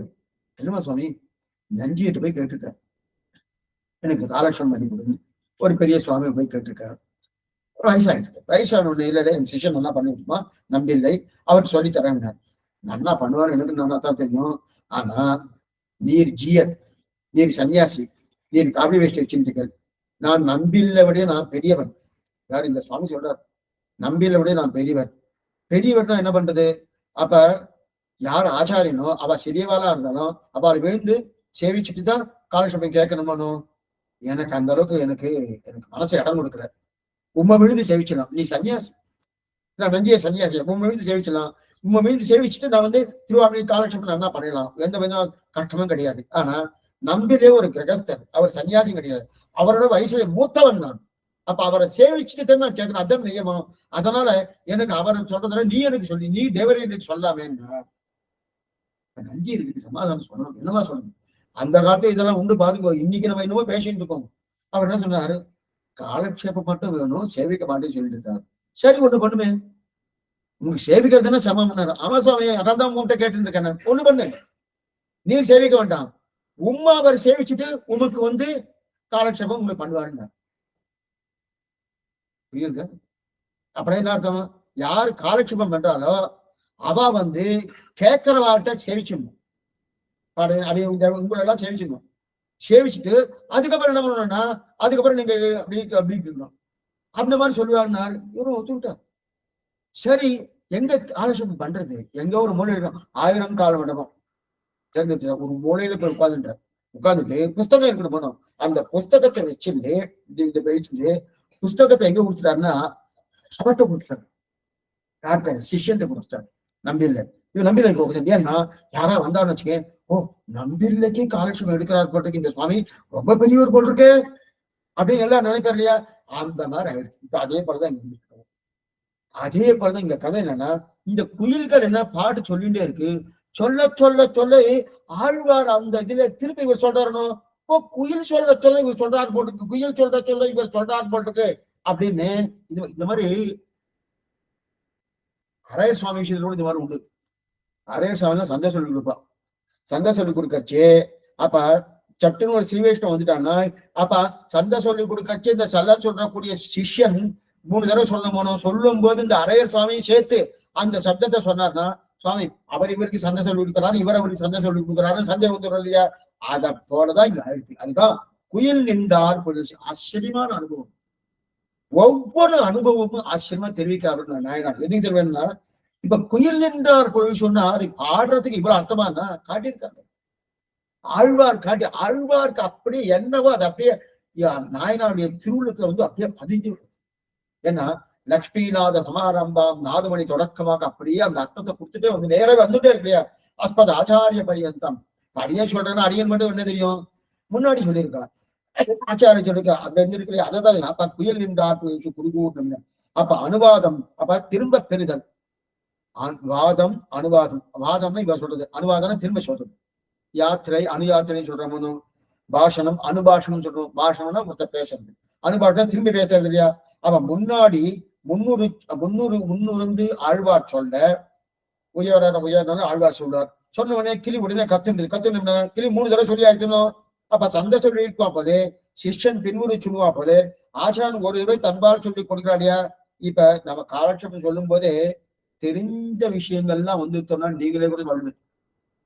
அப்படி சில பாசனம் சில பாசனம்லாம் சொல்றது வரும். காலட்சேபத்தை எக்ஸாம்பிள் எடுக்கிறோம். எடுத்துக்காட்டு எடுக்கிறச்சே இப்ப புரியறதுக்காக திருப்பாவளை இந்த பாட்டுன்னு சுவாமி அதெல்லாம் நீங்க சொல்ல வேண்டாம், எங்களுக்கே தெரியும். இந்த மனசுல நினைக்கிறவனோ இப்ப தெரிஞ்ச பாட்டா இருந்தா நமக்கே அந்த பாசனத்தை சொல்லி உள்ளுக்குள்ளேயா சொல்லிக்கிறோம்னா மனசுலயா ஓடிட்டு இருக்கவனும். திருப்பாவை சொன்னாலோ இல்லை திருவாவினை தெரிஞ்ச பாசனத்தை சொன்னாலோ அல்லது ஒண்ணு வேணா ஸ்லோகங்களே சர்வதன்மான் தரித்த இந்த ஸ்லோகத்தை சொன்னாலும் நன்னவே திரும்பிய சுவாமி. அதே போல திருமாலை பச்சம்மா மலைக்கோள் மூண்டி பரபாவலாவா வணக்கன் இதெல்லாம் நன்னவே திரும்பிய சுவாமி. இதெல்லாம் சொல்ல வேண்டாம்னா அதே பெரிய திருமொழியோ திருவிருத்தமோ திருச்செந்த வர்த்தமோ சொல்ல யாருக்கும் தெரியாது. தெரியாதுன்னா பேச வாய முடியும் இருப்பா. அப்ப எதுவுமே பேச மாட்டான். அதே தெரிஞ்ச பாசனம் வந்துட்டுன்னா உடனே கிட்டு அவாலம் ஏதோ அந்த அனுபவத்துக்காக பேசிட்டு இருக்காரா இல்லையா? அப்ப ஆழ்வார் முன்னூறு சொல்ல குயில் பின்னூறு சொல்லிட்டு இருக்கணும். பின்னூறு சொல்லும் போது அந்த கேட்கறதுக்கு இனிமையா இருக்கிறபடியாலே ஆழ்வாரும் சேர்த்து சொல்றார். சேர்த்து சொன்னவனே கடைசியில் என்ன ஆயிடுச்சுன்னா ஓ நம்மாழ்வார் தான் அந்த குயில்கிட்ட சந்தேகம் கத்துக்கிறார் போட்டிருக்கே அப்படின்னு. இந்த பாடினது குயிலும் கிடையாது, பாடினது 1000 சாக்கைகளோடு கூடியது, குயிலும் பாடல. அப்ப நம்மாழ்வார் பாடினாரா? நம்மாழ்வாரும் பாடல. நாம என்ன நம்மாழ்வார் பாடினான்னு வச்சுருக்கோம், நம்மாழ்வாரும் பாடல. சகஸ்தாகாம் யக அத்ராஷி திராவிடியும் பிரம்ம சம்ஹிதாம் நம்மாழ்வார் அதை கட்டாட்சித்தார त्रैविध्य वृद्ध जनमूर्ध विभूषणं यते संपच्च सात्विक जनस्य यतेव नित्यं यत्वा शरण्य अशरण्य मरण्य पुण्यं तत्संश्रयेन वपुरा मरणांग्रियज्ञं भक्ति प्रभाव भवदत्मुत भावबन्ध तन्तुप्त च प्रणयचार रसौपपूर्णक वेदात्तरत्न निधियच्युत दिव्यधाम जीयात् परांकुश भयोदिके असीम भूमा ऋषं जिषामगे कृष्णजष्णा तत्त्वमिबोधितं सगस्त्रशाकं यः अद्राक्षीत्. பராசரப்பட்ட ஸ்ரீசுக்தி யகா அத்ராட்சதி. யார் ஒருத்தர் அதை கட்டாட்சித்தாரோ பார்த்தாரோ தான் இருக்கு. யார் எழுதினாரோ யார் பாடினாரோ கூட இல்லை. அப்பனா நம்மாழ்வார கட்டாட்சித்தா தவிர புதுசா அவர் பாடல. அப்ப ஒரு சுவாமி சந்தை சொல்றாருன்னா அவர் இப்ப அடையனே இந்த காலகம் பண்ணிட்டு இருக்கேன். இல்ல சுவாமி கண்ணனை செலுத்தாம கிரந்தத்தை இந்த சுவாமி தான் எழுதினார், இந்த சுவாமி வியாக்கியானம் பண்ணார், இந்த சாமியை சொல்லிட்டு இருக்காருன்னா அத்தனையும் தப்பு. அப்ப என்னன்னா ஏற்கனவே மதுரகவியா பண்ணிட்டார், அதுக்கு மேல பெரியவாச்சான் பண்ணல அடைய மணவாள பெருமான் நாயனார் வியாக்கியானம் எத்தனை வியாக்கியானம் அவா பரம்பரையா வந்து ஒண்ணுமில்லாத அடி இருக்கு, எதுக்கும் பிரயோஜனம் இல்லாத அண்ணி இல்லைக்கு அடியுடைய ஆச்சாரியன் கிஞ்சித்கார் ஏதோ சமர்ப்பித்து அவருடைய திருவிடி பலத்தால 2 வார்த்தை ஏதோ அதுல எவ்வளவு குற்றம் இருக்கோ தெரியாது அப்படி சொல்லிட்டு இருக்கணும். அதைத்தான் உண்மை. இது அப்படி இருக்கச்சது இவர் கண்டுபிடித்தாருன்னா கிடையாது. அப்ப அந்த பாட்டை தான் சொல்றாரு இல்லையா? இப்ப நம்மாழ்வாரே அவர் சொன்னா சகஸ்த காத கீத்தின்னு சொல்றார். அவர் திரும்பி சொல்றார் இல்லையா? பெருமான் முதல்ல சொல்லிவித்தவனே இவர் திரும்பி சொல்றார் அப்படின்னு தெரிவிக்கிறார். இந்த மாதிரி உண்டா சுவாமின்னா இதுக்கு திருவங்கியாரா பாசனத்தை எடுத்து மேற்கொண்டு அதோடு இந்த பாசனத்தை முடிக்கிறார். என்னன்றது அடுத்த வாரம் பார்ப்போம். இன்னொரு 3 காலட்சேபம் தான் அதிகமா இருக்கும். அநேகமா 3 காலட்சேபம் தான் இருக்கும். ஏன்னா கடைசி பாட்டு ஒரு 2-3 அடுத்த காலட்சேபம், அதுக்கு அடுத்த காலட்சேபம், அதுக்கு அடுத்த 3வது காலட்சேபம் சாத்துவார் பண்ணிடலாம். அநேகமா 2 காலட்சேபம் இங்க பண்ணிடலாம். ஒரே ஒரு காலட்சேபம் மட்டும் அநேகமா ஆழ்வார் திருவிழா போய் பண்ணலான்னு ஒரு அபிப்பிராயம் இருக்கு. ஆழ்வாருடைய திருவிழம் பார்த்தோம், அவருடைய திருவடி பலத்தால அது கிடைச்சதுன்னா பரம பாக்கியமா இருக்கு. எப்பன்றது அதுக்கு உண்டான சன்னிவேஷம் வரும். அநேகமா ஆகஸ்ட் மாசம் 5ஆம் தேதி இல்ல 6ஆம் தேதி இந்த வாக்குல இருக்கலாம் சாத்துவர. ஆனா அதுக்கு முன்னாடி இன்னொரு 2 காலட்சேபம் நடக்கும். அது இங்கே நடக்கும், சென்னையில நடக்கும். என்ன விஷயம் பார்க்கும். ஆழ்வார் மனார்ஜி திருவேசன் ஆச்சாரிய திருவேசன் பாகவதாரி திருவடிகளே சரணம். சந்தேகம் இருந்தால் அவசியம் கேட்க முடியும், பிரார்த்திக்கிறேன்.